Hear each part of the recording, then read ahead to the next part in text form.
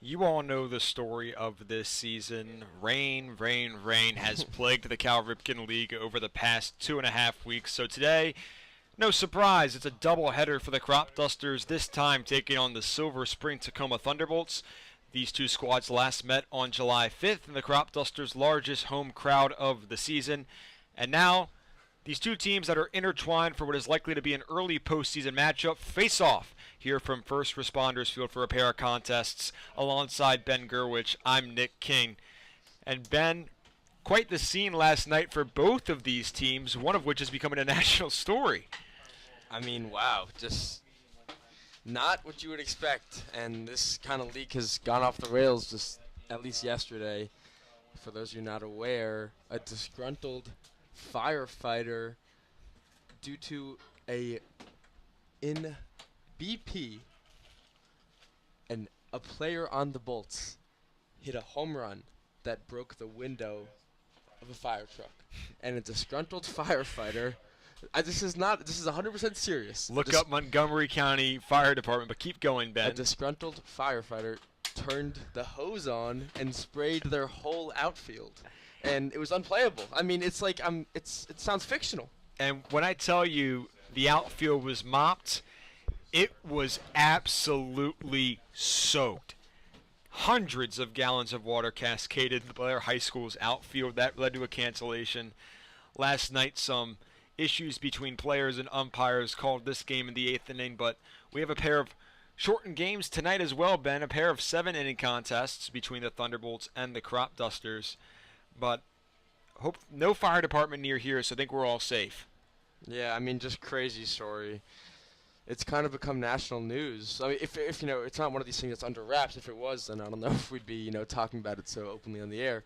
But yeah, just kind of a weird 24 hours. But they weren't supposed to have a home playoff game, so them playing away is probably going to continue. And there's an interview going on. That's not a average Cropduster game, and of course you'd think since it is interviewing the Thunderbolts coach, probably in response to that. Now, if you look to the bottom left corner of your field, you see a gentleman bearing what is a white dress shirt. That is the journalist. He's there with his cameraman, interviewing a pair of Thunderbolts coaches, it appears.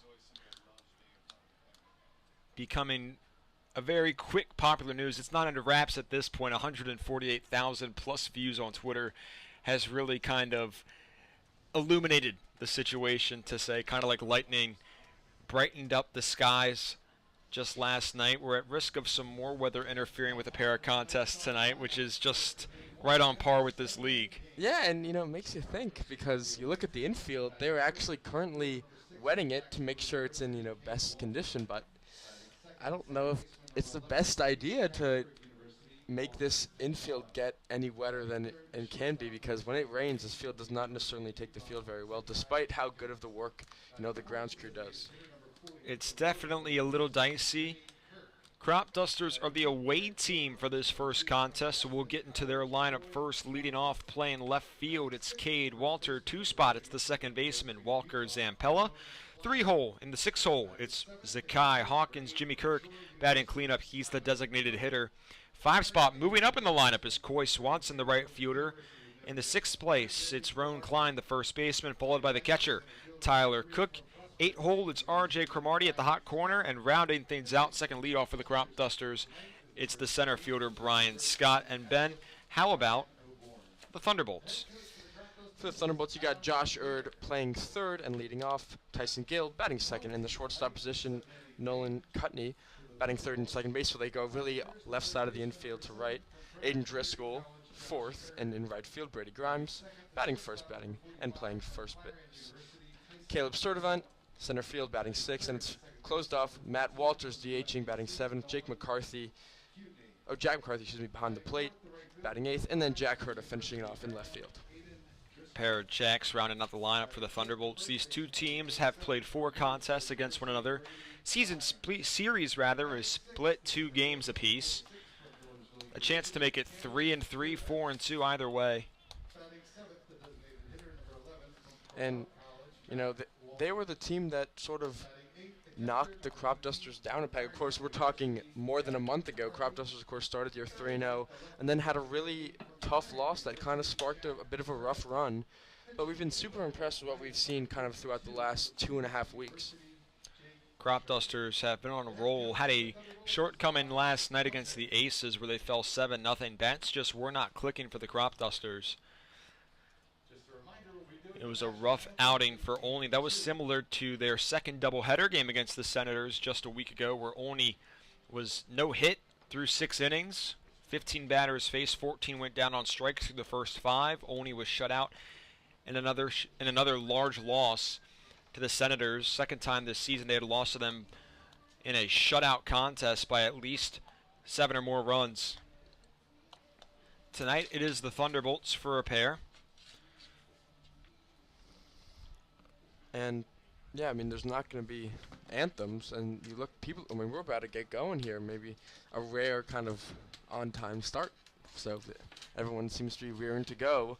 And you know, like you said, coming off a tough loss where they didn't hit, and I think it's an advantage to get to be at the away team for Game 1. I think they're going to be rearing to go. They're going to be looking forward to getting back to hitting after a rough day yesterday. Could not get much worse for this Olney lineup than it did last night.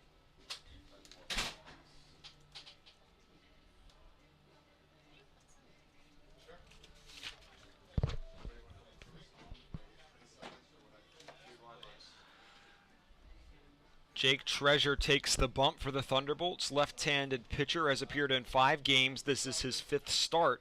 He started 4 prior. He's tossed 17 2/3 innings, has allowed 19 hits and 8 earned runs. He struck out 19, just walked 5, and has a 4.07 ERA to go alongside his 2-1 record. And talking about the lineup for the Dusters, like, of course, the top is incredibly similar, but you do see some switches. See Zampella move up to 2 from 4, move Hawkins from 1 to 3. So just some slight changes. Interesting to see what they're trying to tweak.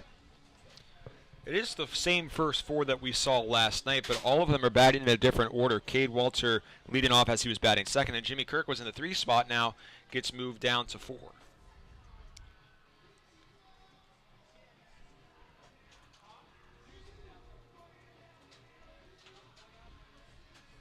Coy Swanson moves up as well. No Stalker, Richie. Only 2 changes made for Game 1's lineup. Instead of Richie, it's Cook, and instead of Stalker, it's Klein.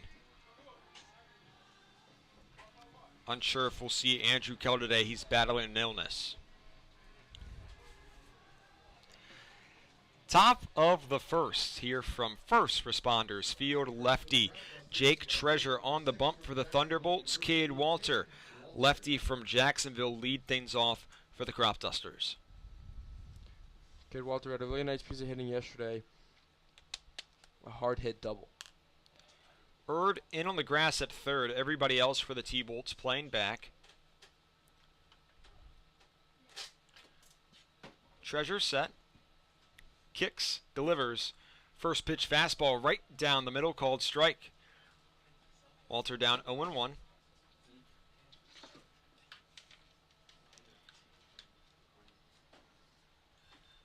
Delivers changeup, coats the outer edge, make it 0-2 to Cade Walter. It's a really nice pitch. Just dots up the outside part of the plate. A lot of movement on it. Erd backs off at third. He's now level with the bag. Middle infield's on the outfield grass. 0-2 pitch. Check swing, didn't go around. It was a high fastball. Walter thought about it, held off. He has a 1-2 count. And that's a nice 1-2 kind of punch, going from the breaking away off-speed pitch that took a lot of the plate and then going high with a fastball. 1-2 pitch. Off speed, outside, tried slider, make it 2-2.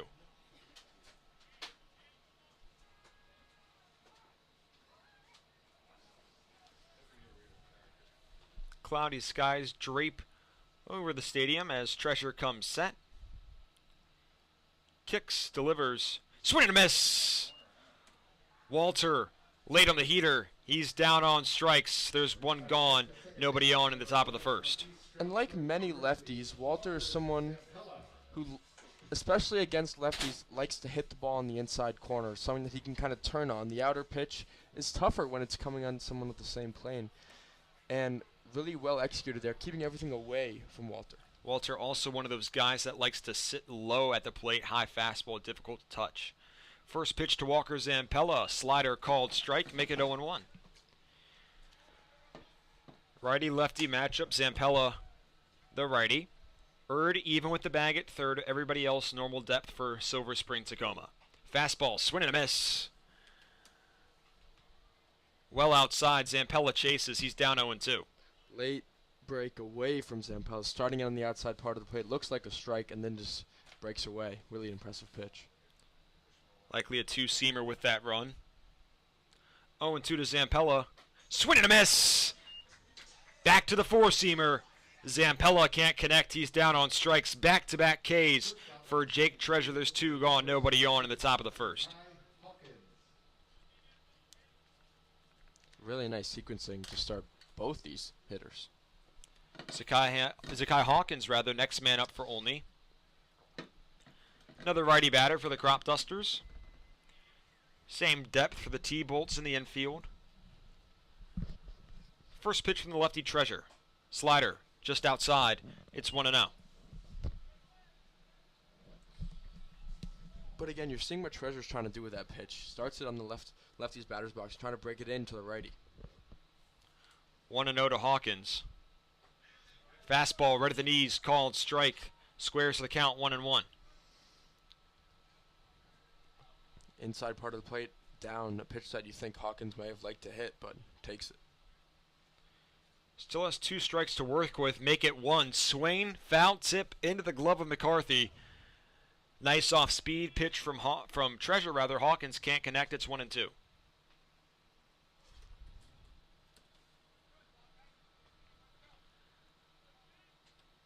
Treasure fires. Fastball low and out. And evens the count. There was that two-seam, breaking away. Just a little too far down, so Hawkins able to take despite, the late movement. 2-2 pitch. Foul tip. Back to the heater away. Hawkins gets just enough to stay alive. It's still 2-2. Two gone in the top of the first. Nobody on for the Cropdusters.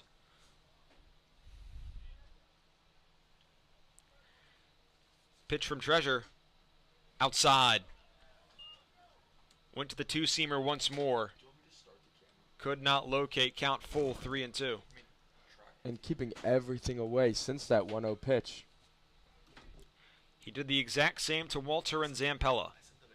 Payoff, chopped, foul, right into the T-Bolts dugout down the third base line.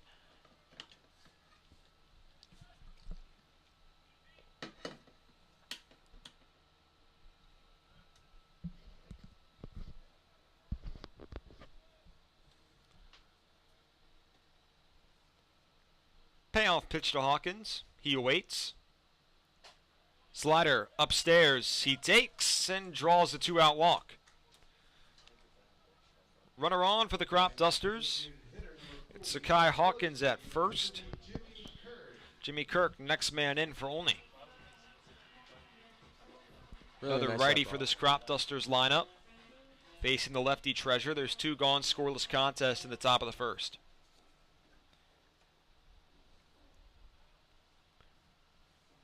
Treasure picks off Hawkins. He's back standing up.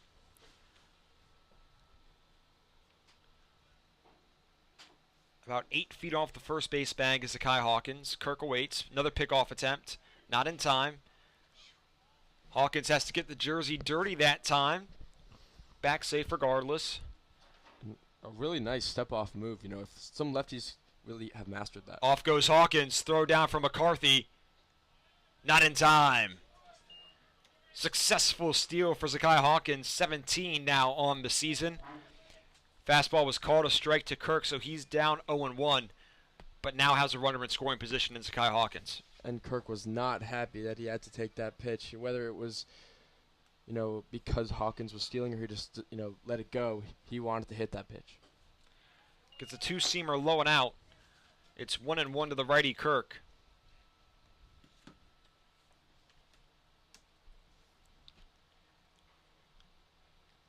Treasure, set, heads home. Slider breaks way too out. It's 2-1.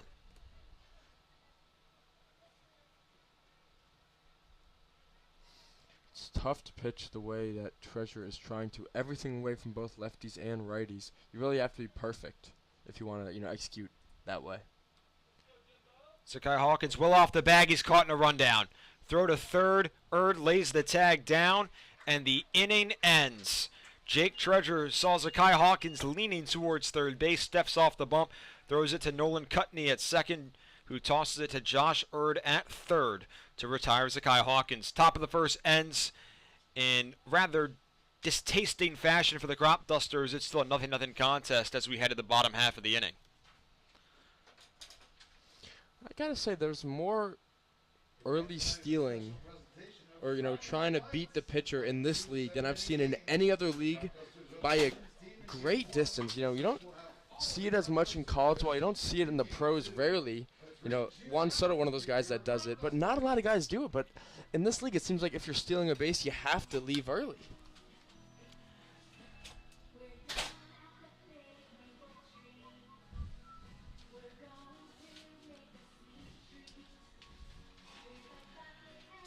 A lot of these guys have the speed to not lead early, Hawkins being one of them. That has to be at least the fourth or fifth time he's been caught in a rundown before the pitch was even thrown. And with 2 outs and maybe your best hitter up, certainly not the time to take the risk to take third, especially with his speed. He's probably going to get to third. He's going to score on a hit no matter what. Ryan O'Bourne takes the bump for the Cropdusters in 6 games played in 4 starts. He has a 4.67 ERA. He's tossed 17 in the third innings, allowed 20 hits and 9 earned runs. He's walked 6, struck out 13, has a 1-1 record.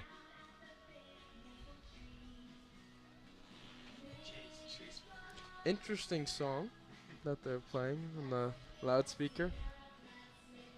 Well, different people have different music tastes, so this doesn't necessarily get me excited to play baseball, but it might for somebody. I think this is big in West Virginia. Yeah, a song about maple syrup. Very interesting. Oh, maybe due to his Canadian connection. O'Bourne, of course, hails from Canada. Name screams Irish. Bottom of the first, Ryan O'Bourne, right-handed pitcher, takes the bump for the Cropdusters. He'll lead things off against the third baseman, Josh Erd. First pitch from O'Bourne. Line drive, ground ball. Hawkins misplays, backhand, could not connect, and corral. Erd with a leadoff single, or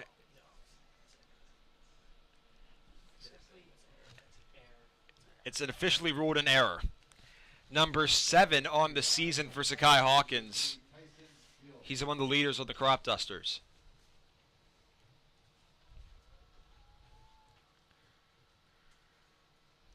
Tyson Gill, next man in.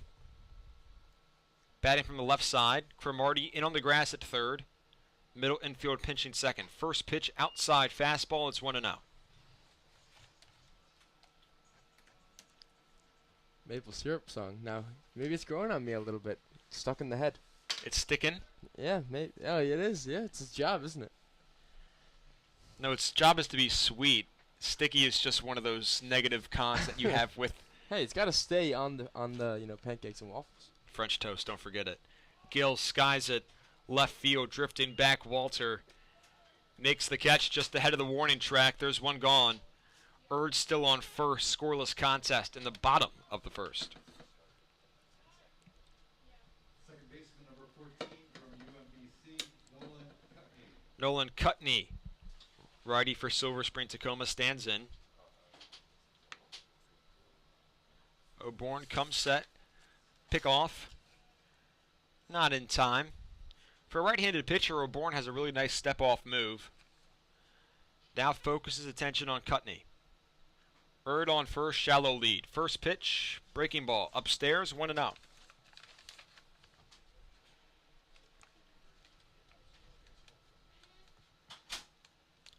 O'Born set. Kicks, delivers. Off speed, outside. 2 balls, no strikes. And like we were talking about, O'Born's one of the pitchers for the Cropdusters that has gotten better throughout the year. You know, ERA, of course, still not amazing at 4.67, but it's much lower than it was to start. He's really settled in here. Change up, line down the left field line, foul. It's 2-1. It's been mostly fastball changeup for O'Born so far.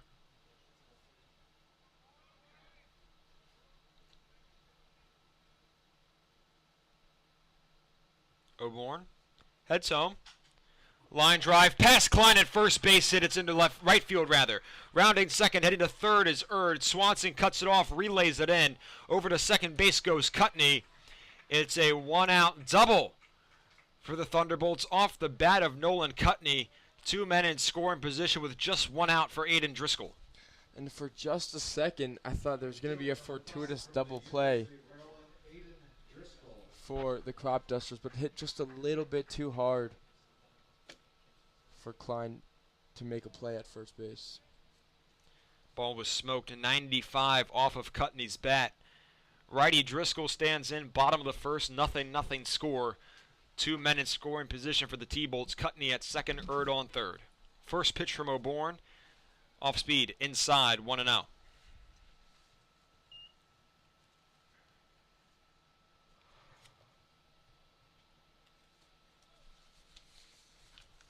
O'Born kicks, delivers. Chopper right in front of home plate. It goes foul. Count even, 1-1.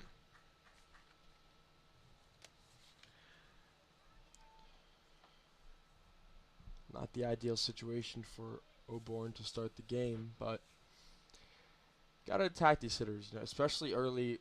You give up a hard hit ball, sometimes you can kind of hit the confidence down a little bit, but he's got to, you know, take from his last couple starts where he's looked very solid and just stay confident, stay consistent with his stuff.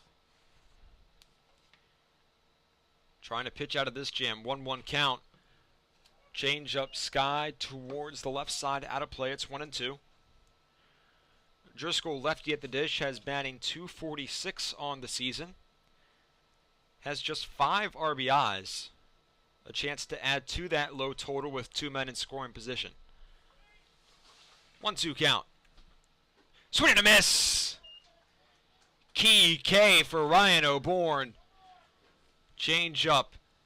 And Driscoll can't connect. There's 2 gone. Still 2 men in scoring position for the Thunderbolts. 0-0 score. And we, you know, have talked about the struggles of the Thunderbolts, but you look at their player stats. We talked about it last time they played, where they were kind of down from maybe 900 to 850. Now they are, you know, maybe 200 points farther. Thunderbolts have dropped 9 straight games. Don't know if I can think of an even more drastic skid for a team. It's 0-1 to Brady Grimes. O'Born delivers an off-speed pitch well out of the zone. Outside to the righty Grimes. It's 1-1. Yeah, the slow start has, slow run has certainly been beneficial for the Cropdusters, kind of securing their place with a home playoff game. 1-1 pitch. Change up, low, on home plate. Grimes takes, it's 2-1.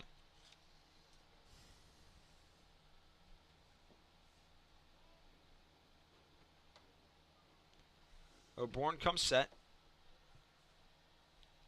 Delivers. Swing and a miss. Off-speed pitch, low and away. Grimes can't lay off. It's 2-2. Nasty breaking ball. 2 men in scoring position. It's Erd on third, Cutney on second. 2 outs for Brady Grimes, trying to break the early deadlock. Fastball, just away. Count worked full, 3-2. Nobody on first, so the runners will not go on the pitch. Full count, 2 gone to Brady Grimes. O'Born. Fastball, low and outside. 2-out walk drawn by Brady Grimes. It loads the bases. Center fielder number 46 from But on the bright side, Ryan O'Born is now going up against Caleb Sturdivant. Indeed. And he's really struggled. But back to that last at-bat. Man, back-to-back good pitches from O'Born, but really impressive takes from Grimes. First pitch from O'Born, fastball in on the hand. Sturdivant fouls it back. He's down 0-1. Ryan Sturdivant has played 18 games this season, has taken 49 at-bats, and has just 3 hits. That's a .061 batting average. Favors O'Born. 0-1 from him. Fouled straight back, off-speed high and away. Sturdivant can't get all of it. He's down 0-2. It's Erd on third base, Cutney on second, Grimes on first. Bottom of the first inning. Scoreless contest, 0-2 count from Ryan O'Born to Caleb Sturdivant. The pitch. Fastball high and away. Sturdivant watches it go by. It's 1-2. And this is where O'Born has to execute. Still way ahead 1-2 against a hitter that he should feel pretty confident in getting out. Trust your pitch and hit a spot, get out of this inning.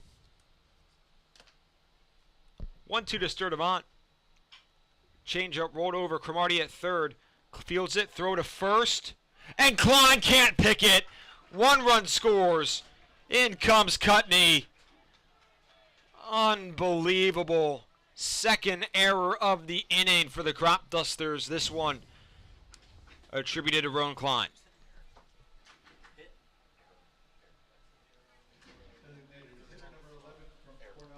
Rather, error on R.J. Cromartie for the low throw. That's his second in as many games.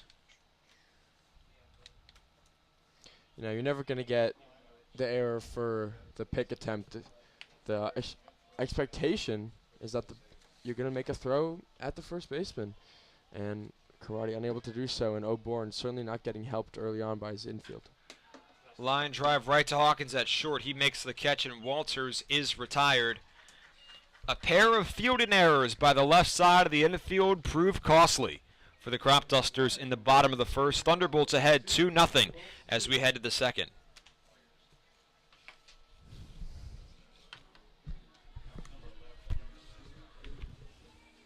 So Jimmy Kirk, he's been as the DH after that at bat, where the lack thereof, where it was stopped short. He's had nothing to do except think about being back in the box, and trust me, after his reaction, he really wanted to hit. So he'll be rearing to go.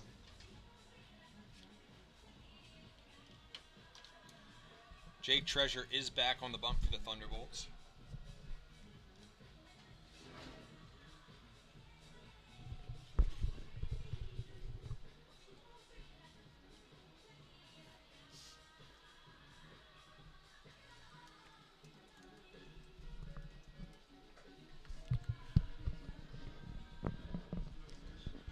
And of course, we don't need to remind you, 7-inning games, these innings, especially early on, are just their importance is heightened. Sometimes you see early on players yet to really lock in or just downplay the importance of one play, but with 6 less outs to get, every out becomes that much more important.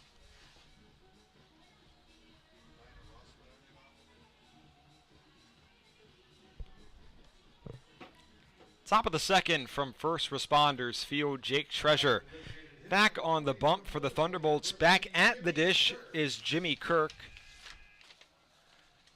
Was in the batter's box when Zakai Hawkins was caught on a rundown between second and third. Righty batter facing the lefty on the bump. Treasure comes set, kicks, fires, swing and a miss. Two-seamer outside. It's 0-1. And we talked about the aggressiveness you had going into the inning. Kind of see Treasure taking advantage of that two-seam fastball breaking away. He's dotted up the outside edge to both righties and lefties. Does it again. Kirk skies at center field in Sturdivant. It's going to be the right fielder, Driscoll, who takes it. There's one gone. And not a bad swing from Kirk with just that little bit of extra movement gets it away from the barrel.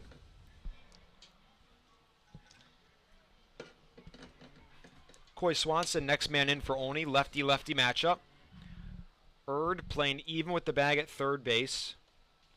Everybody else back for the T-Bolts. First pitch to Swanson. Swing and a miss. Change up, outer corner. Swanson right through it. It's 0-1.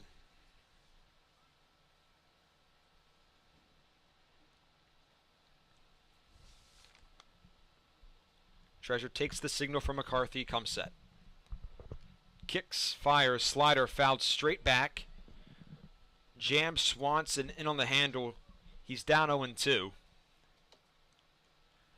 And back-to-back off speeds to the lefty, and that just gives you so much confidence where you don't even have to go to your fastball to get to 2 strikes. And every option's open. You know, of course, Swanson will be thinking about the off speed, but he'll also have it in the back of his mind, well, he hasn't thrown a fastball yet, and he can go either way. 0-2 to Swanson. Check swing. Went around. Swanson down on strikes. Make it 23 on the season for Coy Swanson. There's one gone in the top of the second. Or 2 gone, rather.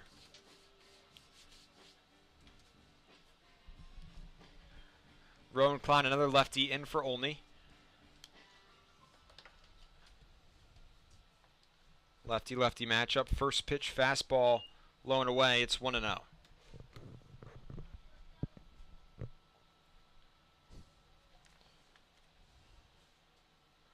Treasure delivers. Klein skies it. Right field. He watches it go, flips the bat, and it is out of here. Rowan Klein belts an off-speed pitch over the right field wall. Cropdusters cut the Thunderbolts lead in half. It's 2-1 Silver Spring-Takoma in the top of the second. Man, oh man, he crushed that ball. 391 feet to dead right field. And that's got to feel good for Klein. He was 3 for his last 27 entering the contest tonight. It's his second home run in just a week. He now has 2 on the season. It's a 2-1 score as Tyler Cook stands in. Yeah, interestingly enough, as Cook grounds it. Shortstop Gill, backhand throw on the run, not in time. Cook, an infield single. Runner on first with 2 gone for R.J. Cromartie. And that 3 for 27, one of those 3 was his other home runs, and that was his first of the year. So maybe despite struggling, the home run is coming around the power that you expect from someone of his, size. Absolutely turned on that ball, was right in the wheelhouse. Treasure just left the off-speed hanging. Klein made him pay. R.J. Cromartie, lefty batter, stands in for Olney. Erd on the grass at third. First pitch, fastball outside. It's 1-0.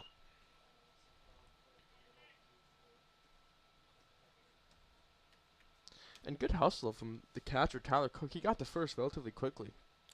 1-0, swing and a miss. Change up. Gets Cromartie out ahead. It's 1-1.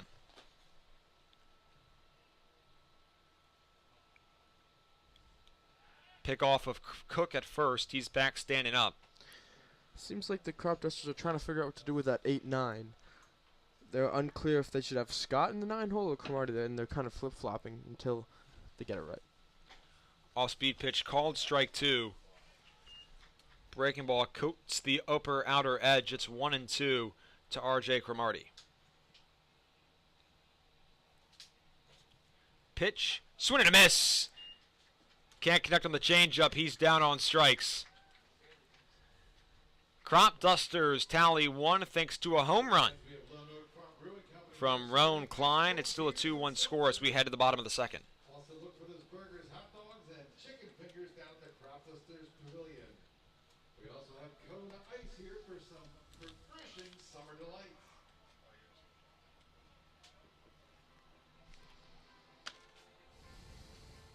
So although they don't tie the game, the scoreless streak is broken. Cropdusters get 1 back, and wow, maybe the farthest home run we've seen from a Cropduster hitter.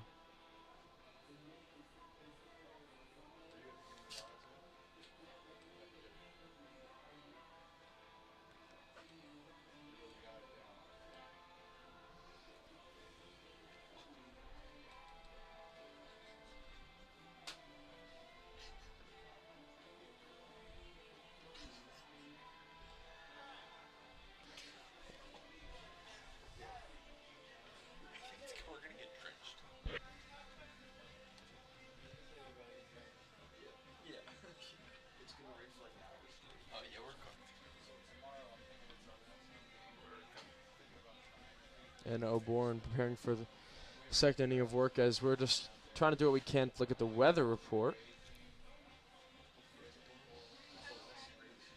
Chance that, we'll see how this game progresses, but maybe they could finish this game before the rain comes in at least. It would be tough. Tell you what, neither side will forfeit with the implications for both teams seeding-wise now that all 8 are making the playoffs, Ben. Yeah, I mean, quite the rule change this late in the year, but you got to understand, with the amount of rainouts, it's just messed up the season. And if, a team that missed out on the playoffs had the more missed games and games back, and they actually had a chance to make the playoffs, and you could totally understand why they would change the rule. First pitch of the bottom of the second, Ryan O'Born tosses a low outside pitch to Jack McCarthy. He's up 1-0. Back to the heater. O'Born misses away. Make it 2-0.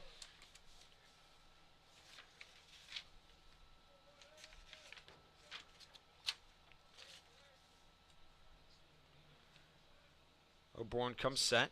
Kicks, delivers. Breaking ball. Inside. 3 balls, no strikes.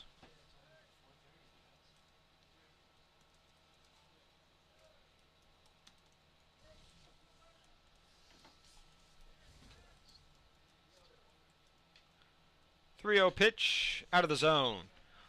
McCarthy leadoff walk. There's a runner on first. Nobody out for Jack Herta.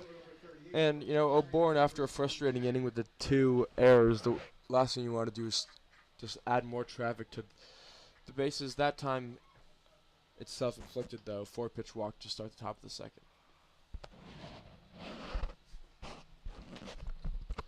Bottom 2. First pitch from O'Born. Fouled straight back. Gets 0-1. 2-1 contest. Bottom of the second. Jack McCarthy on first base. Lefty Jack Herta at the dish. Cromartie in on the grass at third. Middle infield pinching for Olney. Klein holds the runner on first. 0-1 count. Breaking ball. Low and in. Levels the count. 1-1.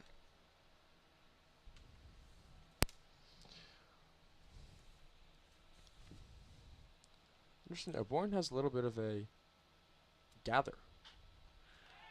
Fly ball, shallow right field. In comes Swanson. Flips off the hat, makes the catch.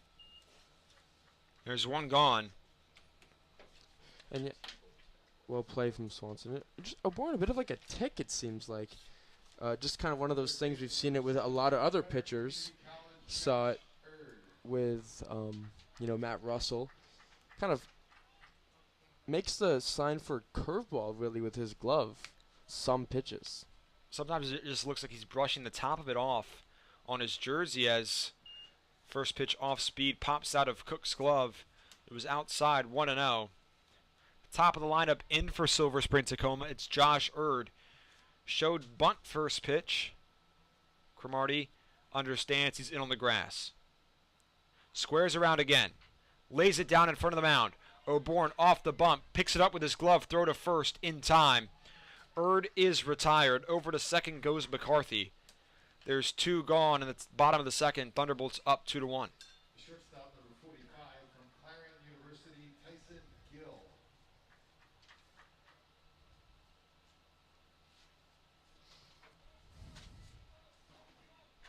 Tyson Gill, next man in for Silver Spring-Takoma. O'Born steps off, pump fakes to second.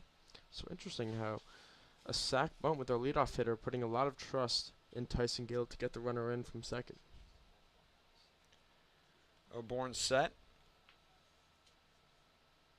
Double takes second, now heads home. Off-speed pitch, ground ball off the bag. Klein scoops it behind it. Ron Klein takes it himself to first, and the inning is over. Cropdusters draw a leadoff walk, but nothing more. It's still a 2-1 contest as we head to the third.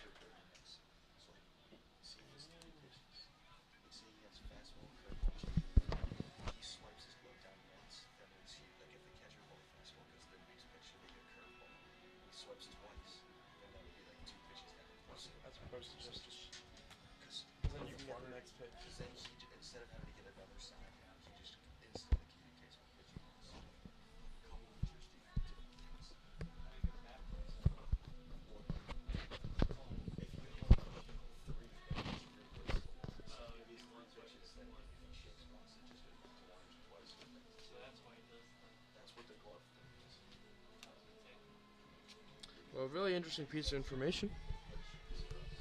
So, O'Born, when he swipes his glove, is letting Cook, the catcher, know what signal he wants. One swipe means the next pitch. Two swipes means 2 pitches away. 3 swipes, of course, 3 pitches away.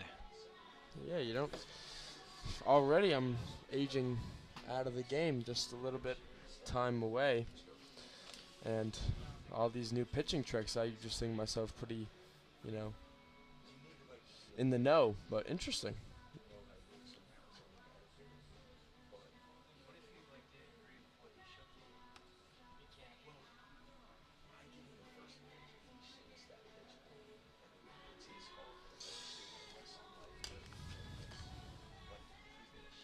You got good speed to start with Brian Scott, Cade Walter, and Zampella and Hawkins. 4 straight guys who can all take a base or, take an extra base on a base hit.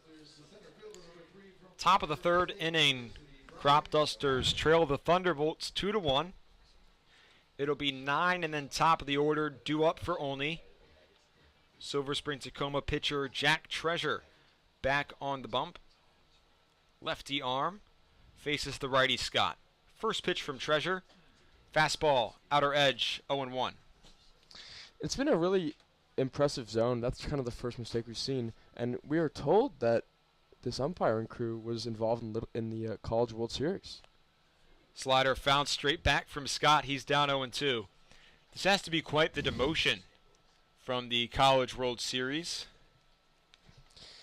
Hey, never complaining about getting some good Olney Cropduster baseball, are you? If it's between watching LSU or the Thunderbolts, I might take the Tigers. Yeah, I don't know if I'd blame you. 1-2 pitch to Scott. Last one was a fastball that missed away. Treasure kicks, delivers. Fastball, outer edge. McCarthy tried to frame it. Home plate umpire doesn't bite. It's 2-2. And, umpiring has been a bit of an issue, so nice to know that we should have 2 games of incredibly solid umpiring. Two-seamer line straight back. Scott does enough to stay alive. He was under the heater. Still a 2-2 count. Nobody on for Olney. Top of the 3rd. Nobody out as well. Cropdusters trail 2-1. Pitch from Treasure. Ground ball, shortstop Gill on 2 hops. Throw to first in time. 1 gone. Gill almost went up too early, but the ball stayed down just enough for him to throw out Scott. Cade Walter in top of the order for the Cropdusters. Lefty-lefty matchup. Erd playing on the grass at 3rd base. Middle infield on the outfield grass for Silver Spring-Takoma. First pitch, slider called strike inside to Cade Walter. It's 0-1. Back to the off speed, dots the outer edge, make it 0-2. And you're seeing it up in the zone a lot, not where you'd often expect to see an off-speed pitch, but man, he is executing the top, quadrant of the plate. 0-2. Change up just a bit outside. A ball and 2 strikes to Walter. Erd has backed off the grass at 3rd. He's now level with the bag. 1-2 pitch. Two-seamer low and outside. Count worked even, 2-2. Walter battled in his last at-bat before going down, but looking for a more positive result here. Not going to get it. Fly ball left side of the infield. Shortstop Gill under it. Makes the catch. There's 2 gone. And ahead of that pitch, the off-speed just kind of flummoxed him so far.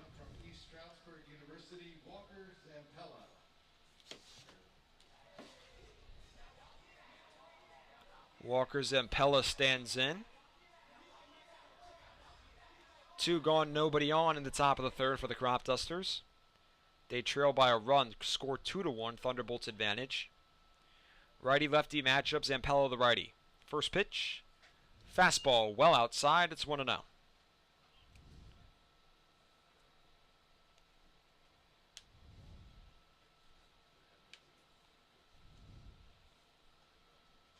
Slider breaks away, 2 balls, no strikes. Trying to find the same success that he had against Zampella that first time around, doing the kind of backdoor off-speed pitches. Treasure delivers Zampella skies, right field, in comes Driscoll, under it, makes the catch, inning ends. Cropdusters go 1-2-3 in the top of the third. They still trail 2-1 as we head to the bottom half of the inning.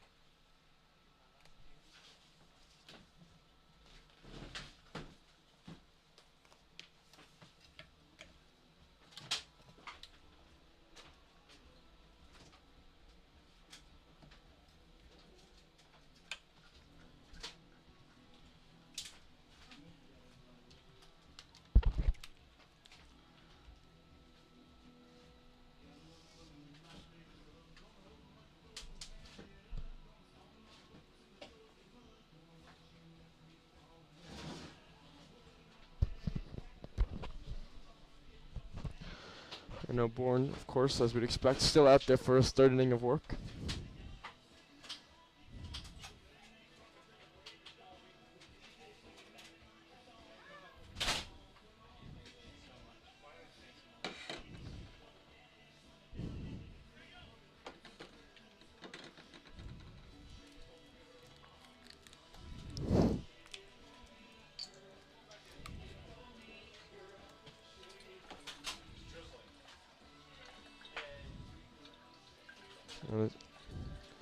Already drizzling, not a great sign.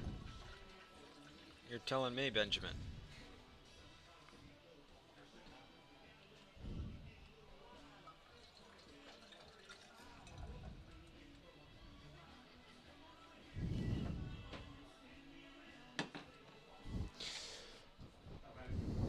Second baseman, number 14 from UMBC, Nolan Cutney.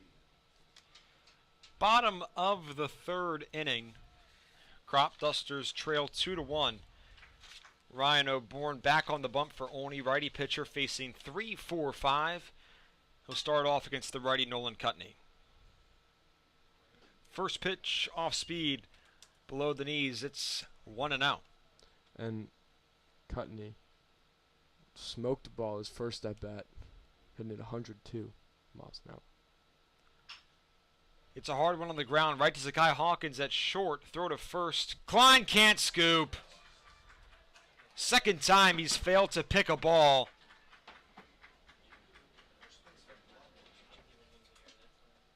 Klein awarded the error this time.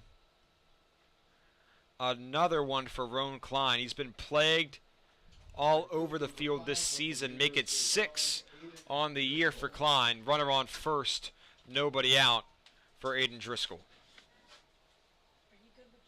And, I mean, as routine as a play could be. Has to be frustrating as the ball gets away from Cook. Change up low and outside. Cook cannot block. Cutney advances to second base. There's a runner in scoring position now with nobody out. Driscoll, the lefty, has a 1-0 count as the Thunderbolts lead 2-1.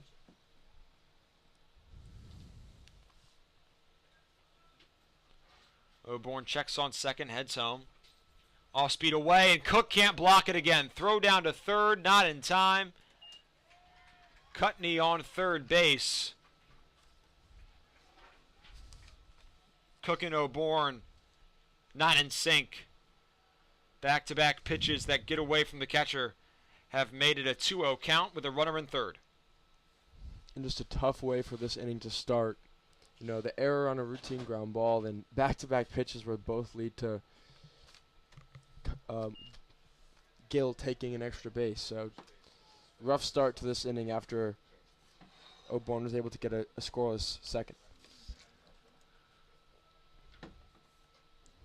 4 balls rather, straight from Ryan O'Bourne. Walks Aiden Driscoll. There's runners on the corners with nobody out for Brady Grimes.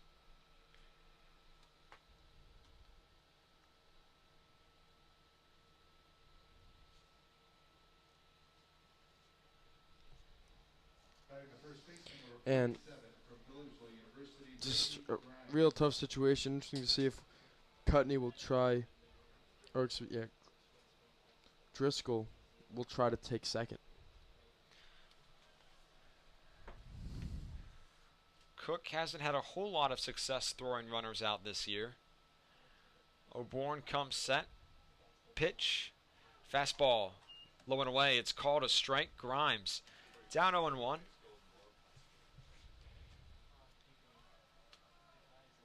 It's Cutney on third, Driscoll on first, nobody out. Pitch to Grimes, chopped right off his lead foot, foul ball. It's 0-2. And he's feeling that one. It's not a good feeling. Somebody got a little bit higher than usual, kind of towards the knee. Shin, maybe. It was well inside. It absolutely jammed Brady Grimes.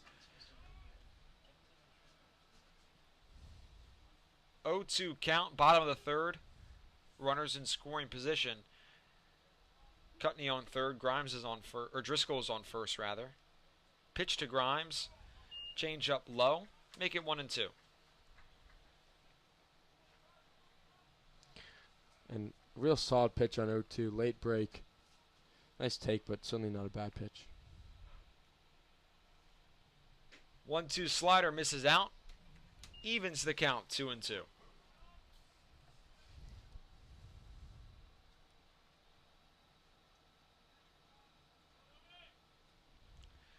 Grimes awaits.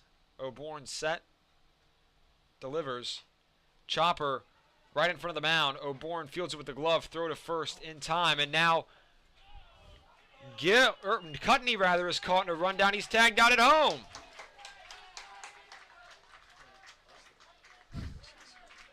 O'Bourne threw to first where Klein saw that Nolan Cutney was leaning too far off the third base bag, tossed it over to R.J. Cromartie, who then relayed it to Tyler Cook, the catcher, who tagged out Nolan Cutney.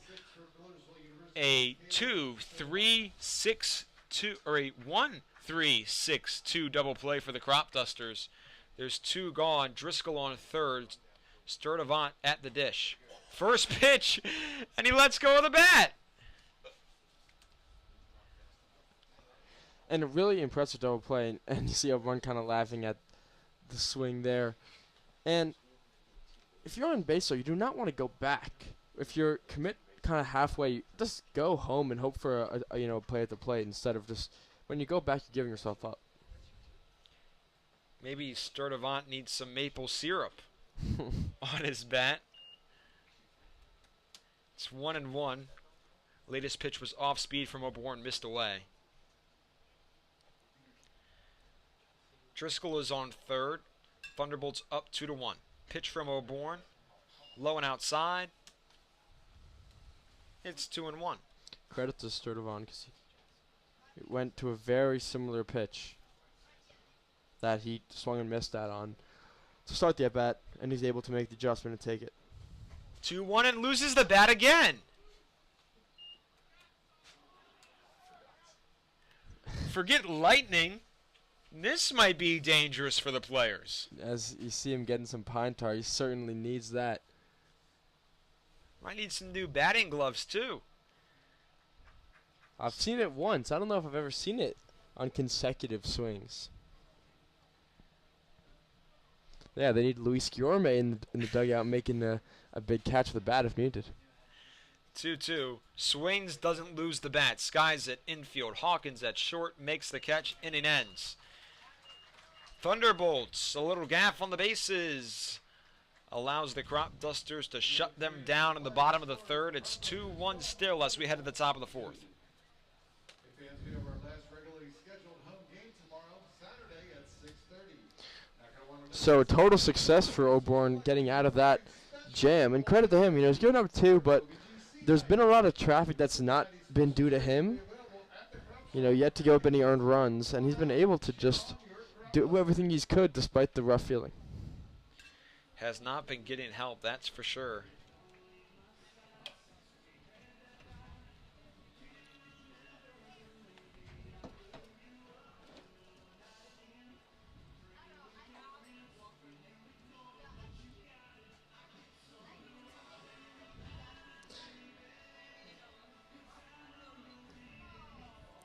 And Nick, you are certainly concerned with what we're seeing in the foreground. Obviously, we don't want to, you know, just totally berate you guys with weather talk, but this unfortunately seems like it is coming.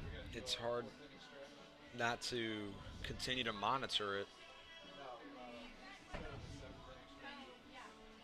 It's going to come at some point. You know, the good thing, and it's call me a positive thing. I mean, it's not for that long, but the issue is this, like we talked about, just the field doesn't really take to water well, but maybe we'll see the second game, or this game get finished if they were able to work on the field, but it's certainly looks like it's going to at least be bad enough that the field will need work, to say the least.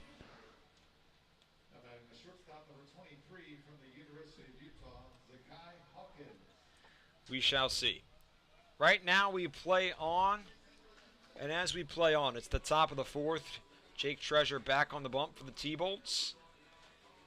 His fourth inning of work. Third time through the order, Zakiah Hawkins, or second time through the order rather, Zakiah Hawkins leading things off for the Cropdusters. It's 3-4-5 due up for Olney. Treasure, first pitch, two-seamer, outside, called strike, it's 0-1.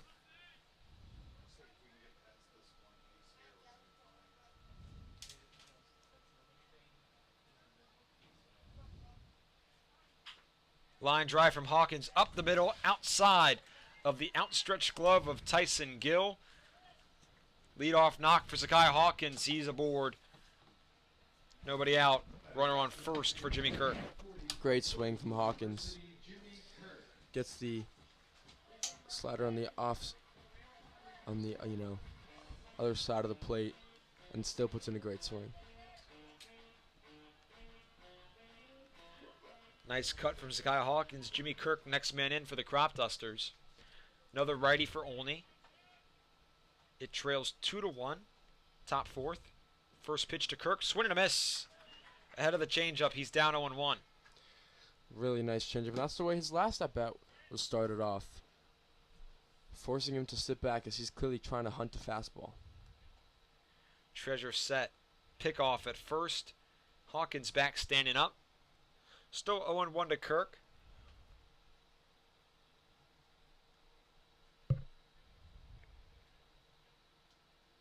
Pick off again.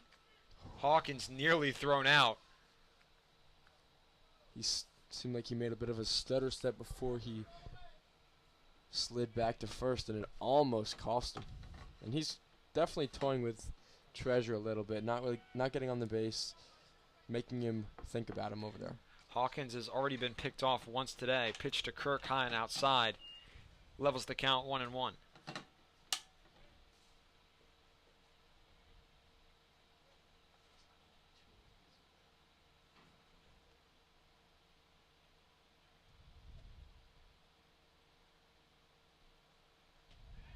Pick off again. Hawkins slides, safe.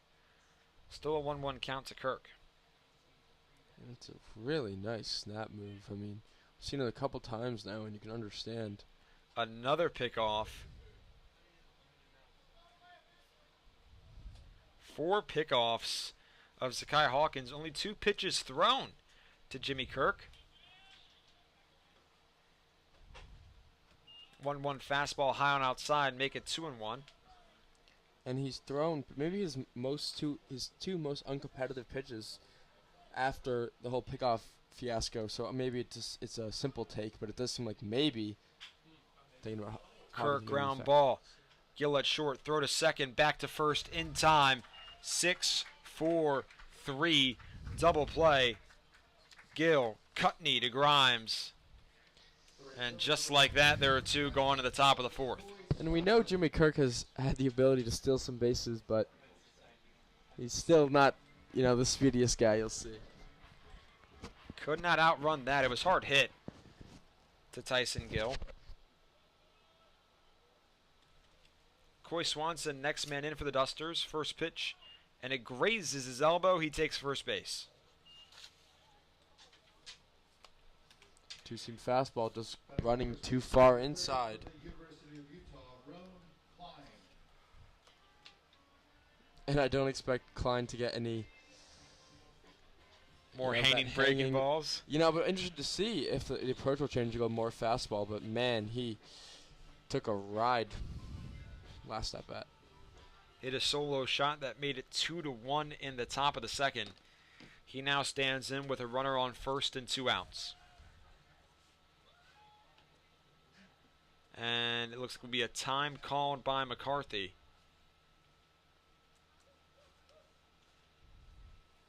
Maybe not on the same page. Swanson, another runner with some decent speed. And the umpires are writing in their notebooks.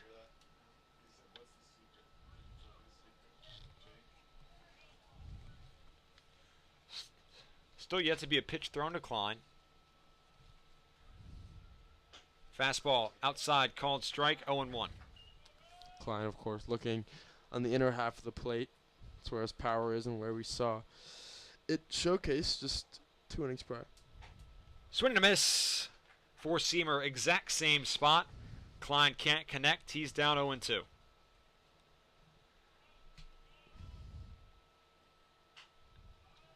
Another away four-seamer. Klein skies it towards left field. Stays alive. And unsurprisingly, Treasure's gone all fastballs after making the mistake to Klein last time. He still can go to the off-speed, especially if he can bury it. Goes back to the heater, misses away. 1-2 to Roan Klein. Lefty-lefty matchup between pitcher and batter. Coy Swanson on first. There's 2 gone. Pitch from Treasure, up and away. Levels the count, 2-2.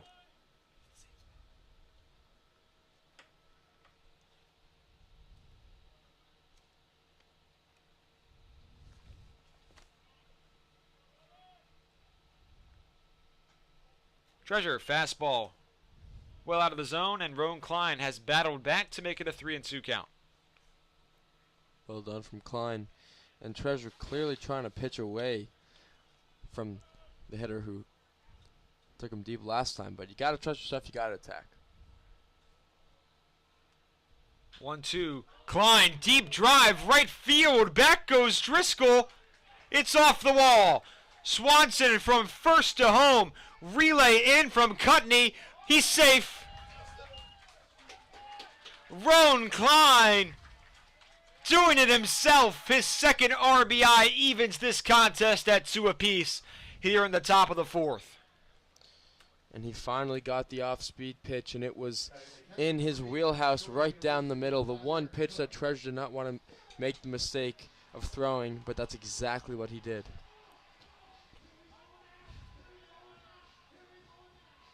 Roan Klein making Treasure pay on the mistake. Tyler Cook a chance to do more damage with Klein on second. Still 2 outs in the top of the 4th. Treasure fastball away. It's 1-0.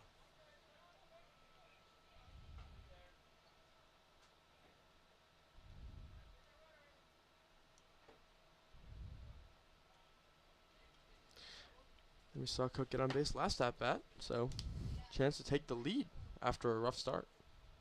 1-0 slider is skied right center field. Sturdivant and Driscoll both there. It's Driscoll who takes it, and the inning is over. Roan Klein, his second RBI of the early day, ties things up. It's 2-2 as we head to the bottom half of the inning. It's a 7-inning game. It's now time for the 4th inning stretch. That's right, your chance Roan to Klein defeat putting the team on his back early on. You know what we should call him? What should we call him? Greg Jennings. Great He clip. did it with a broken leg. And he's still just would keep going. And you know who he had to face? Darren Sharper. one of the most hardest hitting safeties in the league. Greg Jennings, legend. I remember he was on my dad and I's fantasy team. He had a touchdown. It was big, like I think it was maybe a championship week or just an important week. His first catch, touchdown, and he got hurt. And we thought, it was going to be over, but he bounced back. And it was true. Obviously not to the extent of the famous video, but he was a hard worker. Worked on those Packers teams and Vikings teams. Greg Jennings, really nice target for Aaron Rodgers in the early 2010s.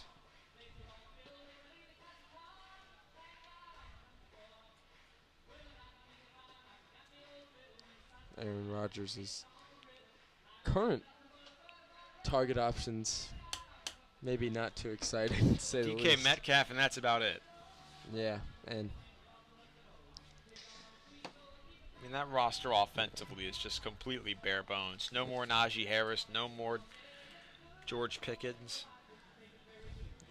Yeah. Right. Pat Freiermuth, he's got anything in the tank? Who? Rodgers? Pat Freiermuth. Oh. Maybe the two of them combined for a little connection. For maybe, 1,800 yards all season? Come on. Oh, that would be a lot. You imagine Metcalf gets maybe 1,100? Of course, Rodgers and tight ends, pretty, solid duo for a couple of guys. Mine always goes to the sideline pass in the NFC divisional round to Jared Cook. Against the Cowboys, I believe. Correct. Set up Mason Crosby for the field goal. We'll start talking football and start talking about the baseball game at hand. It's the bottom of the fourth. Game is tied 2-2. Ryan O'Bourne back on the bump. He's delivered 2 straight strikes to Matt Walters, who is behind in the count 0-2. Normal depth for the Olney infield. 0-2 pitch from O'Bourne. Ground ball. Cromartie at third. Fields it cleanly. Tossed to first in time. 1 gone. And there was a routine play. And it's interesting, for Klein talking about he's putting the team on his back. He struggled a little bit defensively, giving him a little bit extra of reasoning or this need to do something offensively. And man, has he responded to the failed scoop attempt. He has in the best way possible. You could argue that the reason that the Thunderbolts have 2 runs is because of Roan Klein. But for the same reason, you can argue that the Cropdusters have a pair because of Roan Klein. Another ground ball left side of the infield. Hawkins tosses it to first. There's 2 quick outs.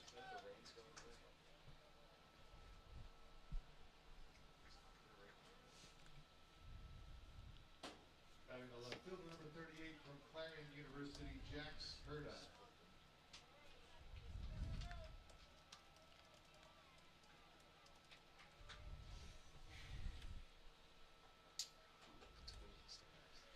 First pitch to Jack Herta. Outside, it's 1-0.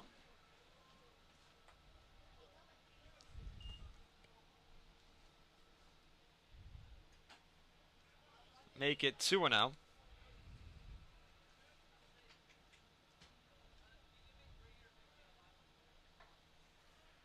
O'Bourne set.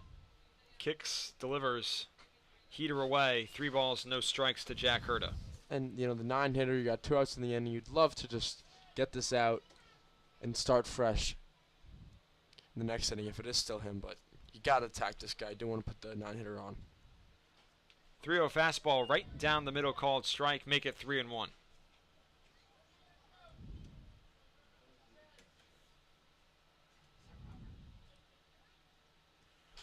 O'Bourne tosses a walk. 2-out base runner for the T-Bolts. It's Jack Hurd at top of the order, and Josh Hurd stands in.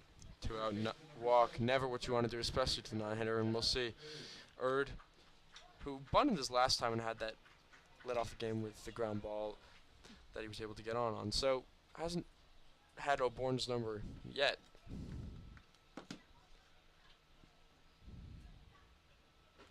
First pitch, fastball below the knees. It's 1-0. Hurd not really given a chance his last time up, laying down a sacrifice. Technically no at-bats for Josh Erd so far. He's got Herda on first. Pitch. Line drive, left center field. It's going to fall for a base hit. Herda hauling around second. He darts to third. Throw in from Scott, goes to second base. Tag not in time. Josh Erd, a 2-out double. Herda held at third base. There's 2 men in scoring position for the Thunderbolts with 2 gone in the bottom of the 4th. Good play from Brian Scott to get that ball in to keep the runner, from scoring. So still got 2 outs. No harm done yet, but of course puts a lot in this at bat against maybe the most successful Thunderbolts hitter. Tyson Gill leads the team in batting average by a wide margin. He's hitting .355, second place hitting .291. First pitch, ground ball, Zampella backhand diving play, throw to first in time. Walker Zampella flashes some leather, ends the 4th inning. Still a 2-2 contest as we head to the 5th.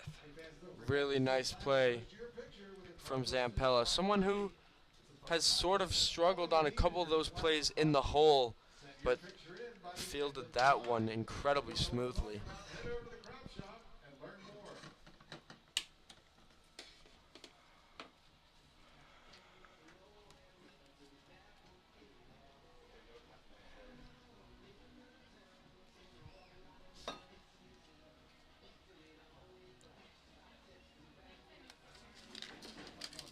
We're going to see a new pitcher for the Thunderbolts after Treasure went 4 innings. Did pretty well, but Klein really had his number, tying the game himself. It's Jay Wandell for the Thunderbolts. Right-handed pitcher from Bethesda, Maryland. He's appeared in 1 game, tossed 3 shutout innings where he struck out 3 and walked just 2. Did not allow a hit. Interesting for Wandell. This is his first outing. His second outing, excuse me. He's only had 1 other, so his innings compared to a lot of these guys in the team is much lower. But we're seeing that with the Cropdusters too, as late in the year, some new faces, guys that are, just trying to get innings in towards the end of the year. Maybe, he falls under that category. Wandell actually coming back from injury. He appeared against the Cropdusters during that July 5th game where he shut down Olney for a trio of innings.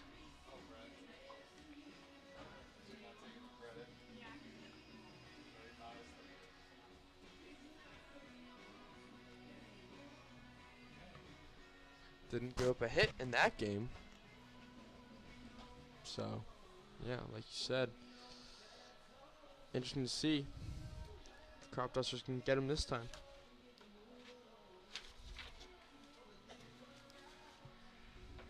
Top of the 5th inning, we're deadlocked at 2 apiece here from First Responders Field. We're only playing 7 due to the doubleheader. This is game 1.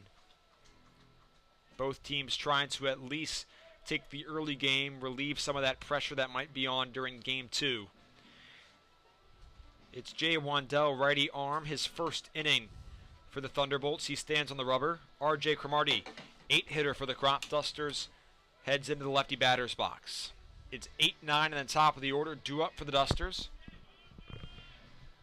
Erd plays in on the grass at third base, rest of the infield back for Silver Spring-Takoma.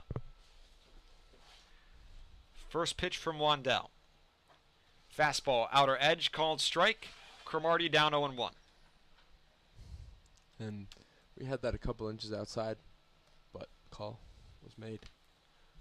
One of the few rare misses from the home plate umpire tonight. Yeah, and says something positive. It wouldn't be noteworthy or worth talking about if we're just seeing constant misses, but because this crew has been so solid, especially behind the plate, it's worth mentioning. 1-1 to Cromartie. Fastball in on the hands, called strike, make it 1-2.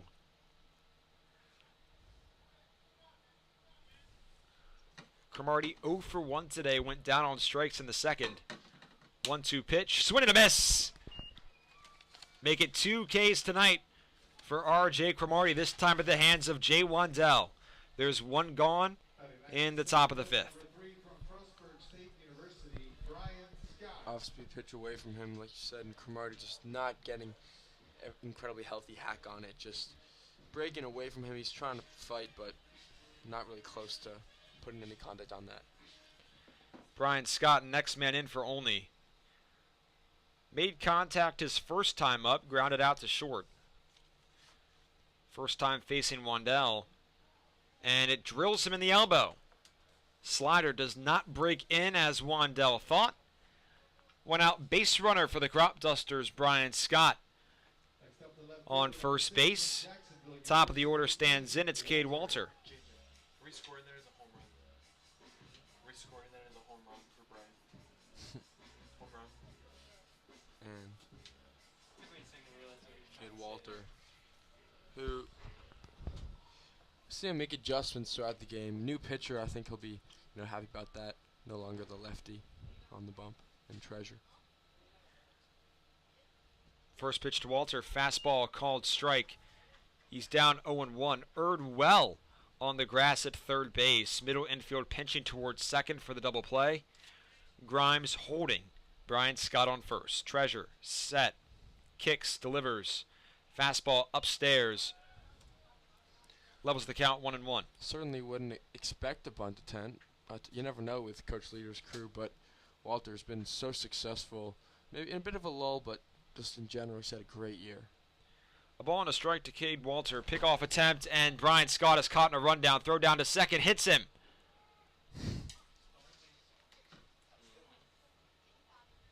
Brian Scott was picked off of first. Brady Grimes struggling to get the ball to the shortstop. Tyson Gill grounds it right into Brian Scott's back. He's on second base safely.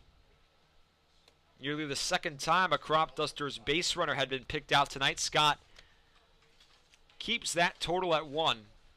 He now stands 180 feet from home plate. Cade Walter 1-1 count at the dish. And man, he lucked out there. Nice move from Wandell. He heads home. Ground ball left side foul. It's 1-2. And after all the off-speed pitches, Walter just a little bit late on the fastball. Pitch 85 miles an hour down the middle. Not, a pitch that would often overpower Walter, but due to all the off-speed, just comes in hot.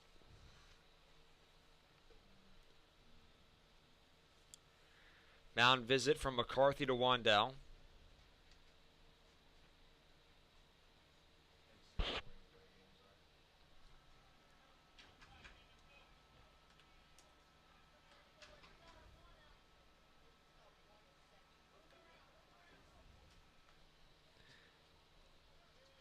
It's a 1-2 count to the lefty Walter. Righty Wandell comes set. Brian Scott on second base. Pitch. Slider. Low. Count full 3-2. It's a 2-2 score in the top of the fifth. Cropdusters have one out and a runner in scoring position. Wandell set. Delivers. Walter skies a breaking ball. It's foul. Still 2-2. And just fighting that one off.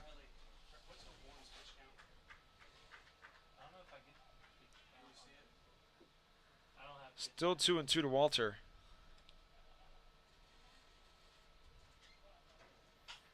Fastball line to the left center field. It's going to fall for a base hit. Rounding third is Scott. Throw in from the left fielder, Herta. Goes to second base. Cropdusters have clawed their way back. They take their first lead of the game. It's 3-2 Olney in the top of the fifth. Great at bat from Cade Walter. He kept fouling off pitches till he got one he liked, and when he did, he hit it well. Cade Walter extends his on-base streak to 18 games.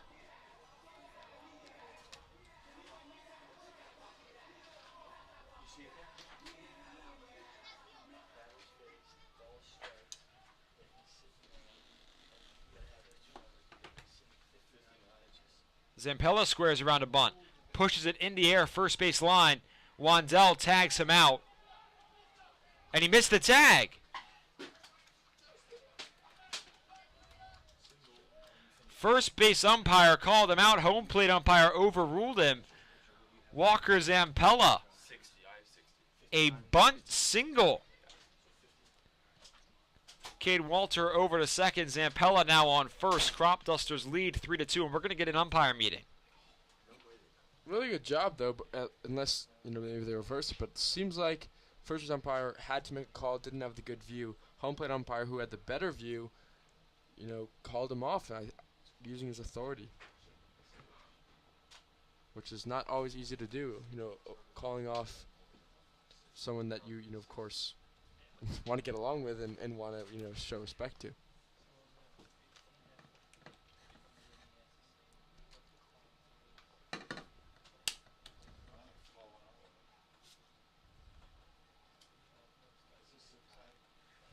So they call Zampella safe.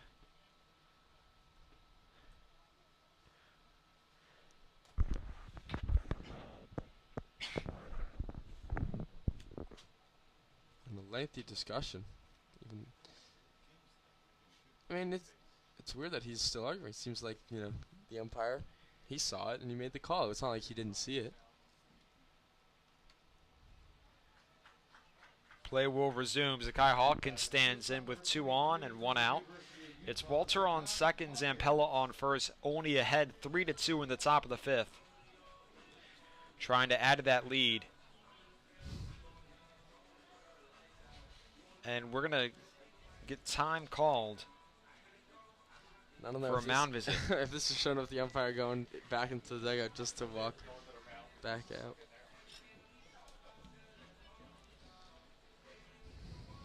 But Cropdusters have turned this game around and now are in a position to really break it open with 2 quick hitters, quick runners, on base and middle of the lineup ready to bat.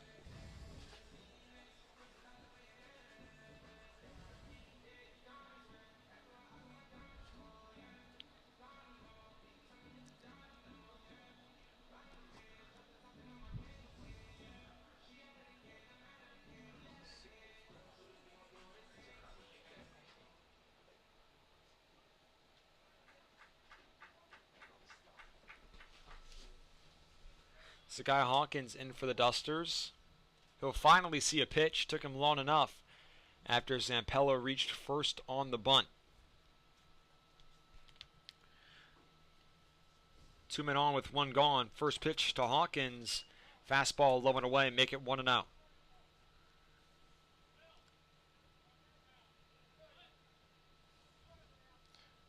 Hawkins already having a better day with a walk and a base knock, so chance to really get back to earlier form with a productive at-bat here. 1-0 to Hawkins. Slider called strike. Levels the count 1-1. Bit of a hanger there.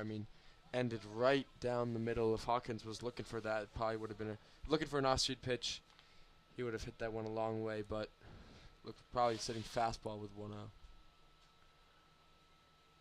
1-1. Wandell delivers another breaking ball up in the zone, called strike. Hawkins did not swing. He's down 1-2. We're seeing more breaking balls that have started up out of the zone and breaking in than we are seeing, one starting towards the middle and breaking down. Certainly a different, form of pitching than you usually see.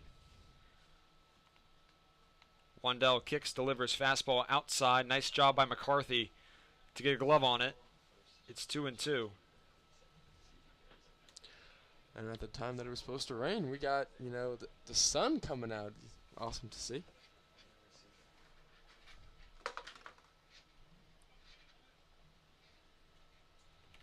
It's a 2-2 count to Hawkins. Wandell set. Heads home. Breaking ball upstairs. Count full 3-2.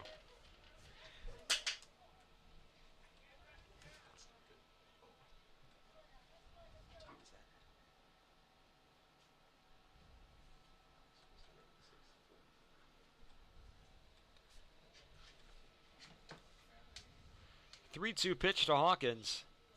Off goes Walter. Hawkins skies it. Center field. Walter has to run back. Sturdivant under it. Quick throw to second base. It's not in time. Walter back safely. So Zakai Hawkins is retired. Still 2 men on for the Cropdusters. It's Walter on second. Zampella on first. Cleanup man Jimmy Kirk stands in. He's out.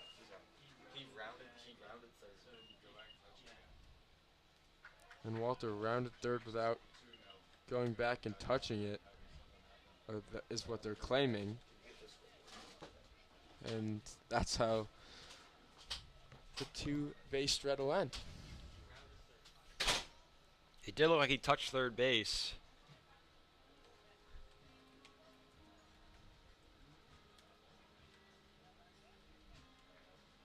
Good heads-up play from the Thunderbolts to check whether they got him or not. So the inning ends on a wacky double play, not the first one we've had tonight. It's a 3-2 contest as we head to the bottom of the fifth. And Ryan O'Born, he's only thrown 59 pitches, or 60 pitches, through So we just, 4 innings. sorry, I didn't mean to cut you off, Ben, but we just pulled up our replay. And Cade Walter touched third base, was heading home, and then failed to touch it as he ran back to second. So a good call by the umpiring crew.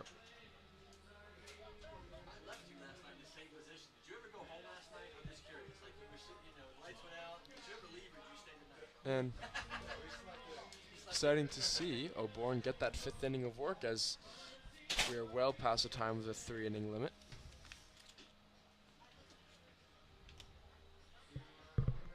He has been solid since the first. Allowed 2 runs then, nothing since. And those runs are, of course, unearned.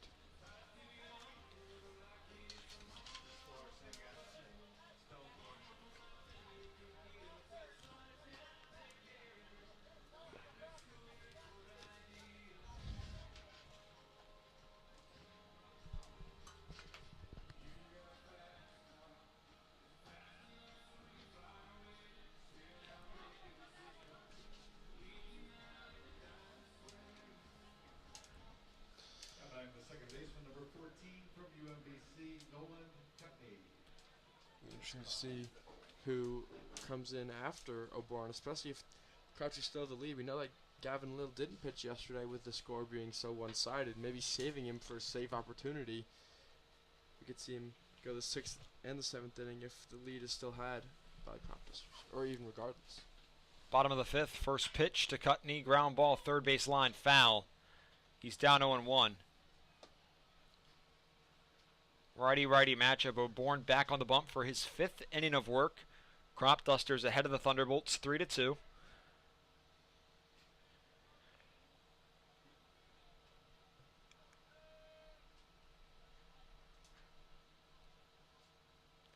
O'Born set, kicks, delivers, slider, just low. Evens the count, 1-1. And that's a really good eye. Missed just a little bit down. O'Born heads home. Cutney skies it right side, out of play. Over the Cropdusters dugout adjacent to first base. It's 1-2.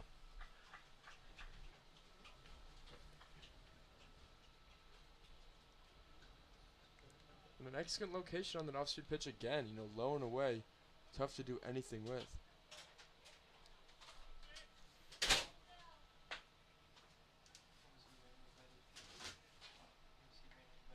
It's 1-2 to Cutney. Fastball high. Level with his eyes. Evens the count. 2 balls, 2 strikes.